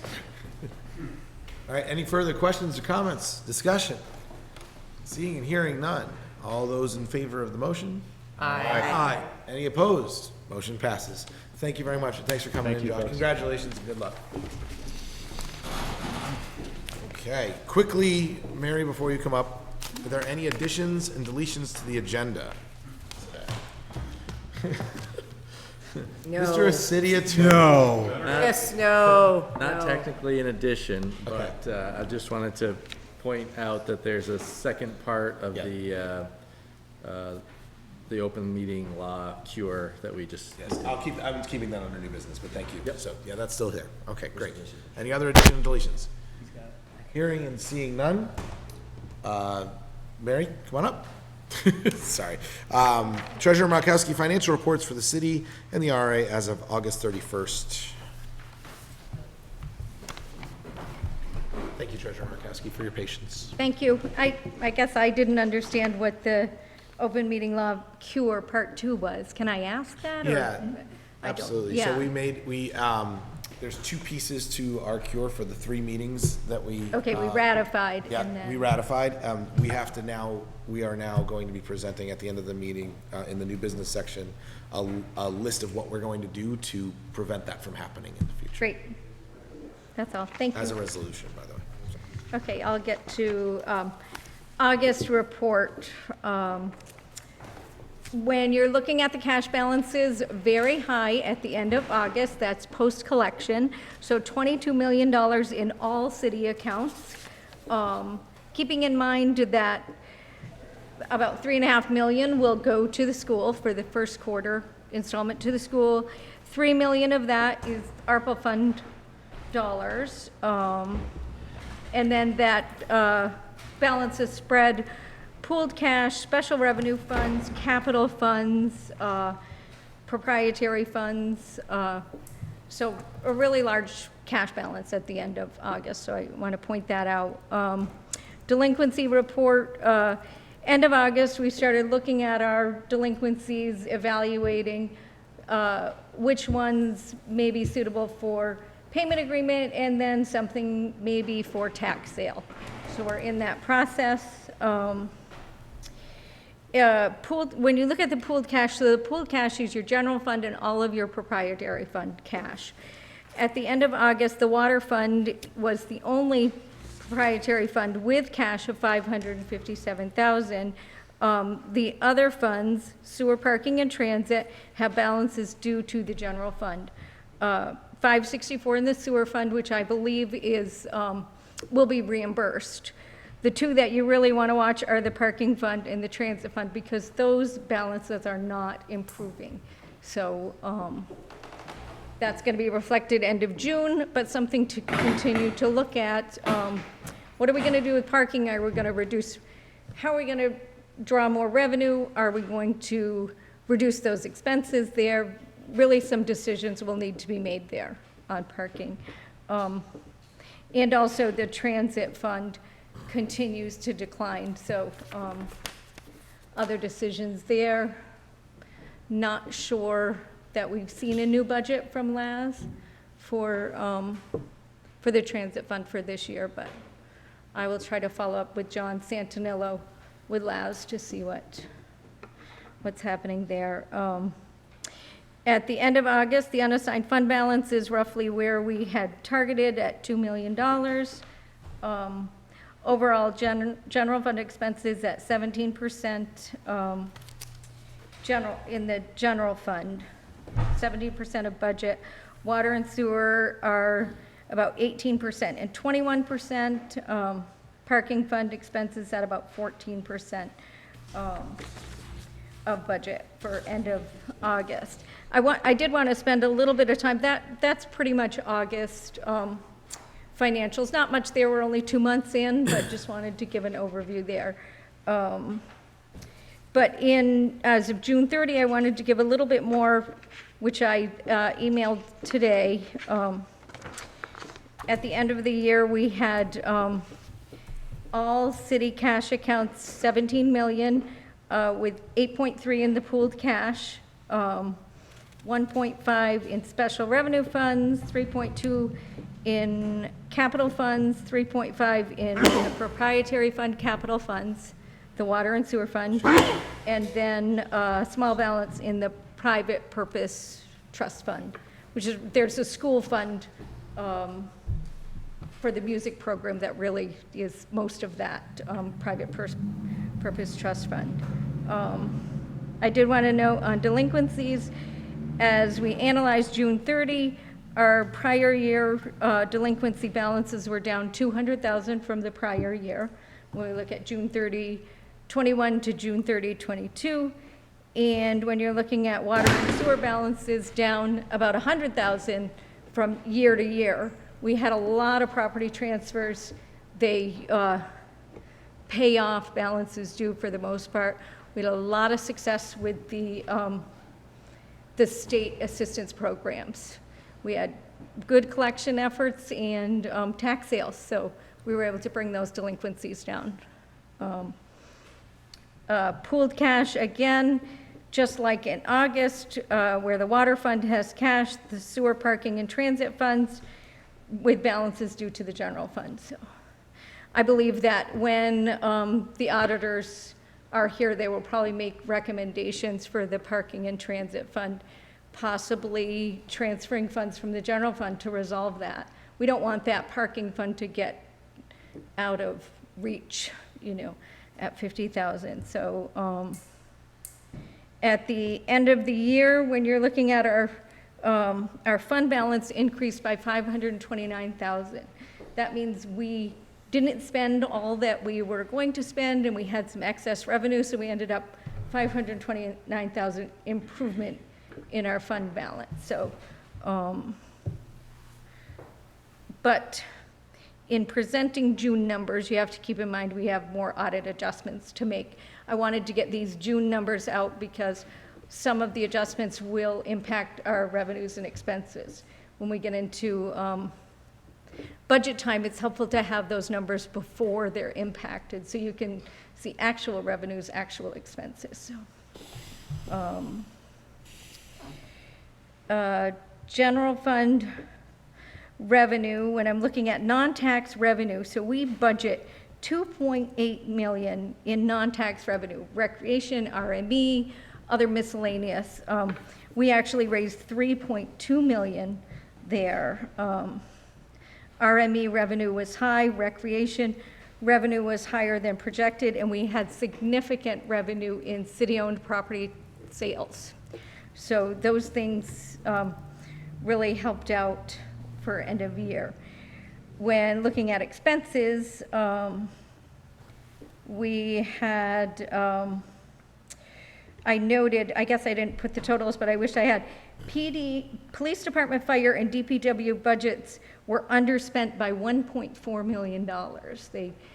Most of that was PD, where we were budgeting for all the officers that we didn't have in the salaries. And those were underspent, but then combined rec, government buildings, debt service, which is really, and payouts, employee payouts, were overspent by $627,000. So we had some good things happen, and then we had some misses in the budget where we overspent. So proprietary funds, water fund had revenue at 94%, sewer fund had revenue at 102%, and parking fund was 77%. Expenses in the water fund were at 97%. Water fund did all right, I think. Revenues to expenses, and sewer fund was over budget at 107%. Parking fund, actually we budgeted and we spent everything that we budgeted at 100% in park. The transit fund is not a budgeted fund, but actually we had expenses over revenue of $35,000, so that just makes that fund position just a little bit worse for the end of the year. So. And then quickly, the RRA at the end of the year had 109,000 in assets with 83,000, I think, in 109,000 in cash, but then due to the city of 26, so 83,000 in assets, and 13,000 in unassigned fund balance, 69,000 set aside for grants, business development, and administrative reserves. The RRA really keeps, the revenue budget is very close and the expense budget is very close to actual. So I did want to report out a little bit more on June now that we've stopped processing a lot of expenses for last year, although I still see some come through. So we have to manually adjust. So. Are there any questions for the treasurer? Oh, look at that. Okay. Thank you, Mary. Thank you, Mary. Thank you. Okay, moving on to reports of standing committees. Alderwoman Davis, Public Safety, Repairs to Ladder 1, report pages 5 through 12 in your packet. Thank you, Mr. Chairman. So Public Safety Commit, September 14th at 5:30, members present were Alderman DePore, Chairman Davis, and President Dundas, who made the quorum. Onatario attempted to attend via the phone. Also present were Chief Lovett, Mayor Lair, TJ Laz from the Fire Department, Alderman, Ettore, Savage, Talbot, Barbagallo, and Attorney Bloomer. The committee met to discuss the repairs needed for Ladder 1. It is a 2001 70-foot aerial truck that was damaged years ago by a double fire in 2005 and in 2007 by a high voltage wires. All repairs were done at the time, but many issues remained. July of 2022, the ladder truck failed several tests and for the fireman's safety was taken offline.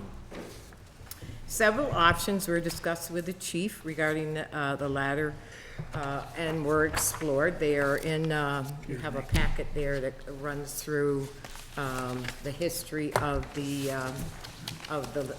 fire truck and the three options.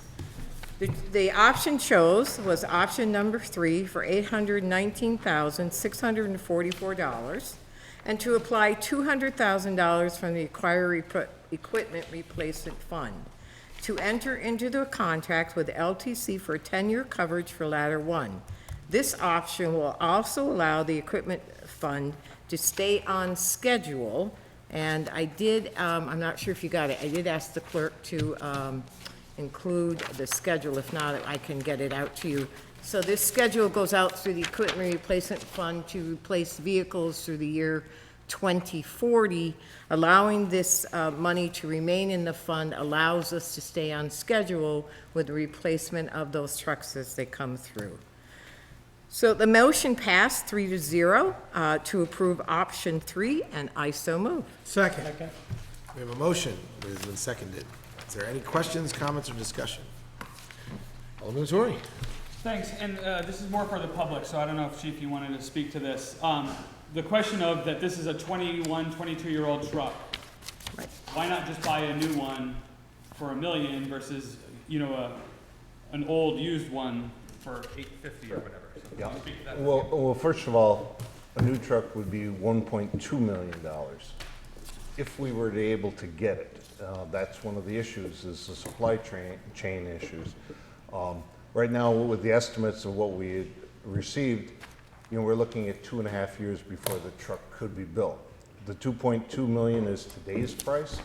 It would not reflect the price that when they essentially assembled or bought the pieces to start the truck. So 2 years from now, we may find that that 1.2 million evolves to 1.3 or more.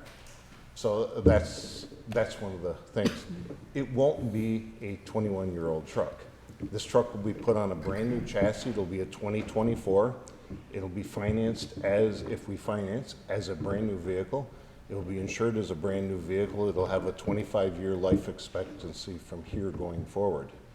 The huge savings that we're in, you know, there's two really favorable things why we chose the third option. Is the fact that, first of all, the truck can go and receive enough of its new components to be certified so that as soon as we bring it back, it will be in service until the new chassis arrives. The chassis that's estimating it'll probably be in around Christmas time. Then we'll bring it back down to Pennsylvania in about a 3-month rebuild, 3 to 4 months, we'll have a brand new fire truck. So puts us considerably ahead of the thing. The savings is in the quality of the steel in the ladder itself and also the stainless steel in the back of the truck. This truck had the potential in 2001 to be re-chassied, as we're doing now, and the value is in the steel. Talking about our old platform, for instance, when it went to the scrapyard, a company in India bought just the ladder. It was cut off the frame, put on a freighter, and it went away because the quality of the steel is so, you know, valuable. That's one of the huge savings with this truck. It completely goes through the truck. It's bead blasted down to raw metal. It's maglev. It's stress tested. It's x-rayed, and they even do a dye job on it, basically to see if there's any cracks. Once it's certified, they move forward. So it will be a new truck. Thank you, Chris. Any more questions? Okay. Seeing and hearing none. All those in favor of the motion? Aye. Any opposed? Motion passes. Now, Mr. Thank you, Chairman, if folks. I may, Yeah, Alderwoman Davis, go I ahead. just want to make sure the city treasurer had a possible amendment. I don't know if you do to the motion. The motion was to approve with a $200,000 down payment. I didn't really have the time to research rates and really look at what we're paying already in interest, so I'd like to be able to get the best rate and maybe come up with a couple of different scenarios, maybe more than 200,000 down, just for different options for the board to look at. There's a lot of money in that fund. I can't get 4% return. So I'll amend my motion to reflect the request of the treasurer. Can I get the original seconder to? Second. Okay. We have a seconded, amended motion. Any discussions or questions on the amendment? Okay, Alderman. I'm just wondering what that actual amended motion is. So it will be, I think what's in question is the 200,000. Will it be 200,000 or 225,000, depending on what Mary feels will drive that interest rate better? So that's the number that would change. With a down payment to be determined or something like that? Sure, that would be fine, yeah. All right. So the amendment is to allow the treasurer to find and adjust the down payment? I was just gonna ask if the thought is that it will then come back to the board to decide ultimately what the. Right, it would have to come back to finalize. but- I believe I would hope to have a proposal at the next board meeting. Great. I think Billy can still get the ball in order. You're just talking about the finance. Yes, I'm just talking about the finance. Right. It'll just be what we draw from the equipment replacement. That'll work because it'll keep us in the production schedule because they have 4 more trucks behind us already. Great. Okay, so we have a motion and a second to amend to allow the treasurer to seek the best financing with a potential adjustable down payment. Any further questions, comments, or discussion? Hearing and seeing none. All those in favor? Aye. Any opposed? Motion passes. Okay, Alderman Davis, back to you. Okay, Thank you, Chief. so, Finance Committee met September 14th at 5:50 following the Public Safety meeting. Members present were myself as Vice Chair, sitting in for our newlywed Alderman Whitcomb. Also Alderman Talib, Savage, and Ettore. Also present were Alderman DePoy, Barbagallo, President Dundas, Mayor Lair, and Attorney Bloomer. The topic was the net metering credits. This was a discussion with Doug Costello, who had approached the mayor to give the city 10% of the solar credits from a solar farm that he owns in Pittsburgh. The savings the city would see would amount to approximately $13,678 yearly. The board would determine where to apply the credits after all accounts were reviewed by the treasurer and others, pretty much to see where the best savings would occur. Over the 20 years, the city would see a total savings of $319,285. The city would assume all net metering credits, pay Doug Casella the 90%, and keep 10% for our savings. The motion is to authorize the mayor to enter into a contract with Solar LLC Net Metering for the above split, the 90-10, to be negotiated by the city attorney. The motion passed 4-0, and I so move. Second. Motion has been seconded. Any comments, questions, or discussion? Mr. City Attorney. I had a suggestion for an amendment, that if someone moves it and it passes, would give me the opportunity to talk briefly about the contract that I have just passed out, and if the board's comfortable, basically authorizing something similar to what you have in front of you, then you could approve the amendment and then go ahead and approve, approve the motion as well.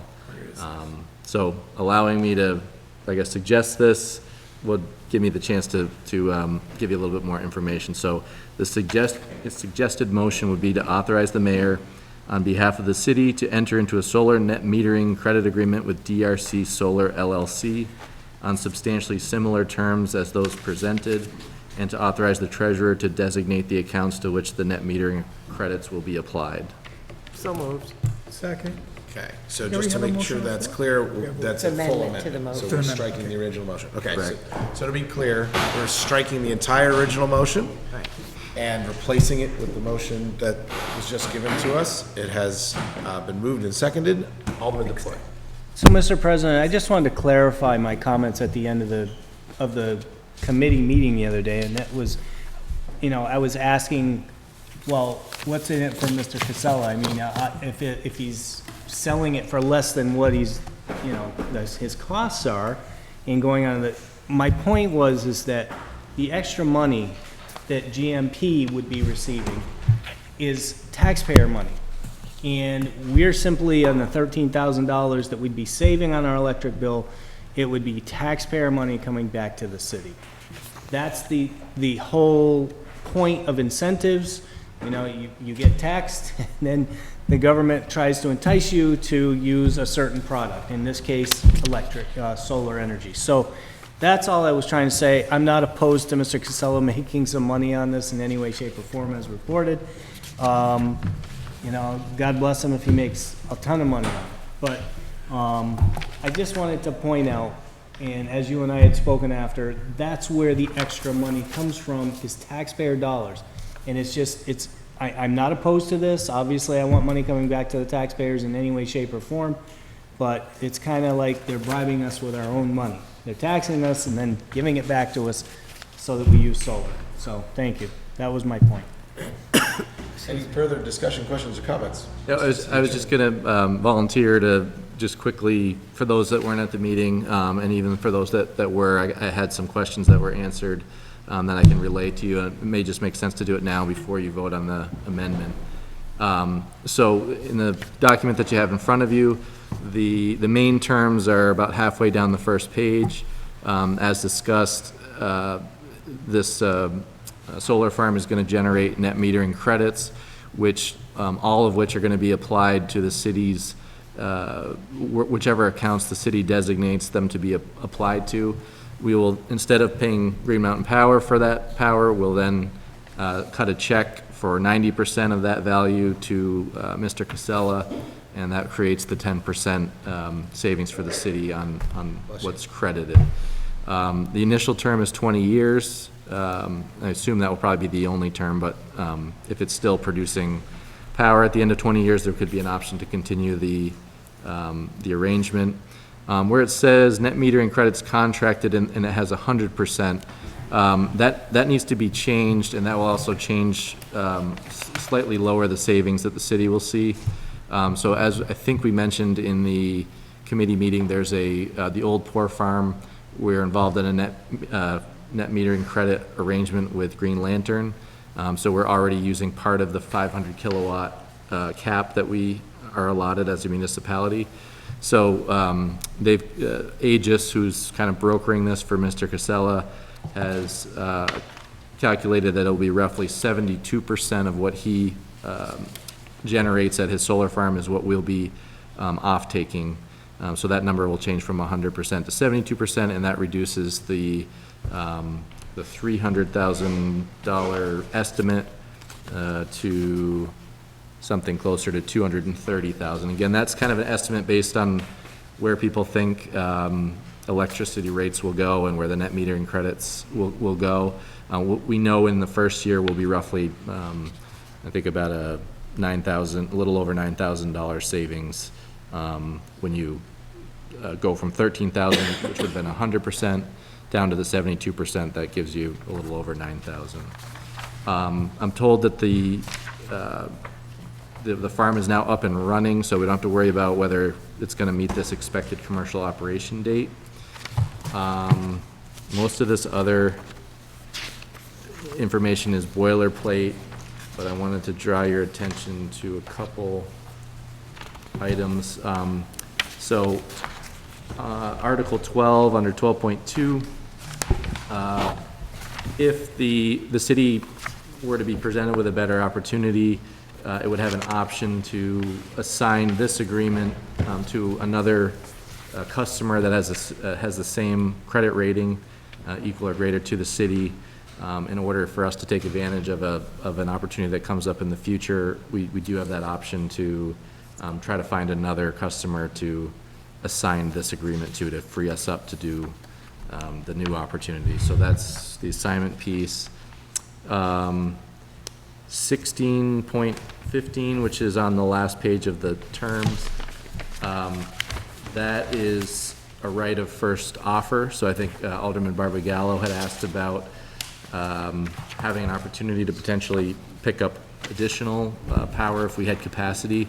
So they're agreeable to that. I'll probably work with them a little bit on the language because this came through just before the meeting today. But the gist of it is that if we notify Mr. Casella that we have additional capacity that we can take, and he either has power that's unsubscribed for in this project or he's planning a new project, we would have the first opportunity at the market at the then market terms to take advantage of that. The other question that, or I think two other questions that Alderman Barbagallo had that I was able to get answers to. One was the demand rates, so it doesn't have an impact on demand rates, unfortunately, where we do the accounting. And I forget if you had one other question, or I think that was it. Okay. Yep. It might have been the right of first offer that I was thinking of. So that's where things stand, and I left a little bit of leeway in this motion because it's about, I'd say, 95% negotiated. There's a few typos and possibly a couple other things that shouldn't change it substantively, but it would change slightly from what you're seeing here, and I can answer any questions that anyone might have. Okay, so we have a motion to amend, and it's been seconded. The amendment is to strike and replace, yes? I thought the motion was an original motion. It Yeah, wasn't the an original amendment. motion, we're still in the amendment right now. We haven't voted on the amendment yet. Okay. So the motion to amend has been seconded, to strike and replace with the amendment offered by the city attorney. All those in favor of the amendment? Aye. Any opposed? Motion passes, and then I'll take a vote on the now amended motion. So, I'm sorry, just gonna say aye. okay, all those in favor? Aye. Any opposed? Motion passes. Thank you very much. And he's got the language on that for you. Okay. Thank you very much, Alderwoman Davis. Moving on to reports of select committees. We have none. Reports of representatives, Alderman Franco, RRA, update reports and concerns. Alderman Franco. Thank you. So I know we went through our cure and correct process for the alleged open meeting violations for the Board of Aldermen. I wanted to alert the board that the RA is undergoing a similar process, and tomorrow we'll have a special meeting to discuss that issue. And I'm hoping to come back at the next board meeting with an update there and other further updates with the RA. Anything else? Any questions for Alderman Franco? Oh, and sorry, and that meeting is tomorrow at 8 a.m. 8 a.m. All right, thank you, Alderman Franco. Moving on to petitions, letters, miscellaneous communication, SEP request, Walk to End Alzheimer's. This is on 9/24 from 7 a.m. to 2 p.m. in Main Street Park. It's pages 13 through 22 in your packet. I'll move to suspend the rules. Second. Motion to suspend the rules has been seconded. All those in favor? Aye. Any opposed? Motion passes. And I'll move for the approval for the Alzheimer Association Walk to End Alzheimer's for September 24th from 7 a.m. to 2 p.m. Main Street Park. Second. Okay, we have a motion, it has been seconded. Any discussions, questions, or comments? Hearing and seeing none, all those in favor? Aye. Any opposed? Motion passes. Very good. Moving on to Board of Control Commissioners, we have none. Is there any unfinished business to come before the board? Okay, hearing and seeing none. Moving on to miscellaneous motions, resolutions, and new business. We do have one new business item on the agenda. It is the open meeting law, after the ones that we addressed earlier. So it's our second piece from earlier. It's the open meeting law violations cure, part 2, adoption of specific measures to prevent the future open meeting law violations related to agenda postings. And you should have been given a copy of this from our city attorney. It should be on your desks. Do you want to touch on it, or should I read it aloud? Yeah, I think you may not need to read the whereas clauses, but the, certainly the numbered items, Okay. would be helpful, I think, to read through and discuss. Perfect. So I'll read the now therefore, be it resolved by the board that 1, the clerk's office shall train the appropriate number of city employees on how to post the agenda to the city's website pursuant to 1 VSA 312 D1A to ensure proper posting regardless of leave taken by staff or other unforeseen circumstances.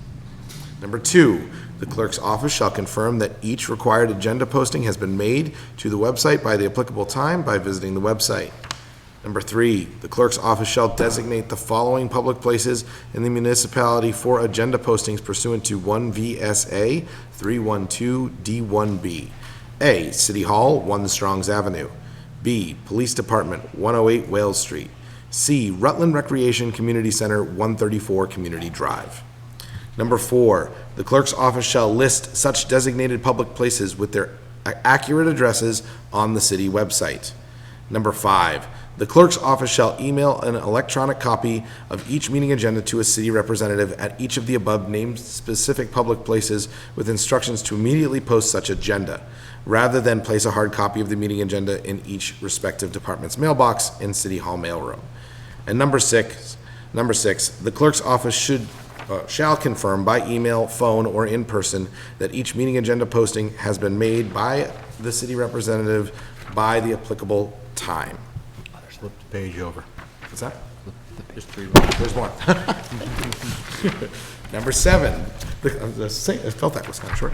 Number 7, the clerk's office shall attempt to post meeting agendas in the following additional public places. A, City Hall, 1 Strongs Avenue, exterior bulletin board. B, Rutland Free Library, 10 Court Street. C, Godnick Center, 1 Deer Street. Number 8, the clerk's city office shall include a QR code and URL on each meeting agenda that links to the area on the city's website where more information about meetings can be found. And number 9, the clerk's office shall encourage department heads to post or distribute meeting agendas in their office open spaces.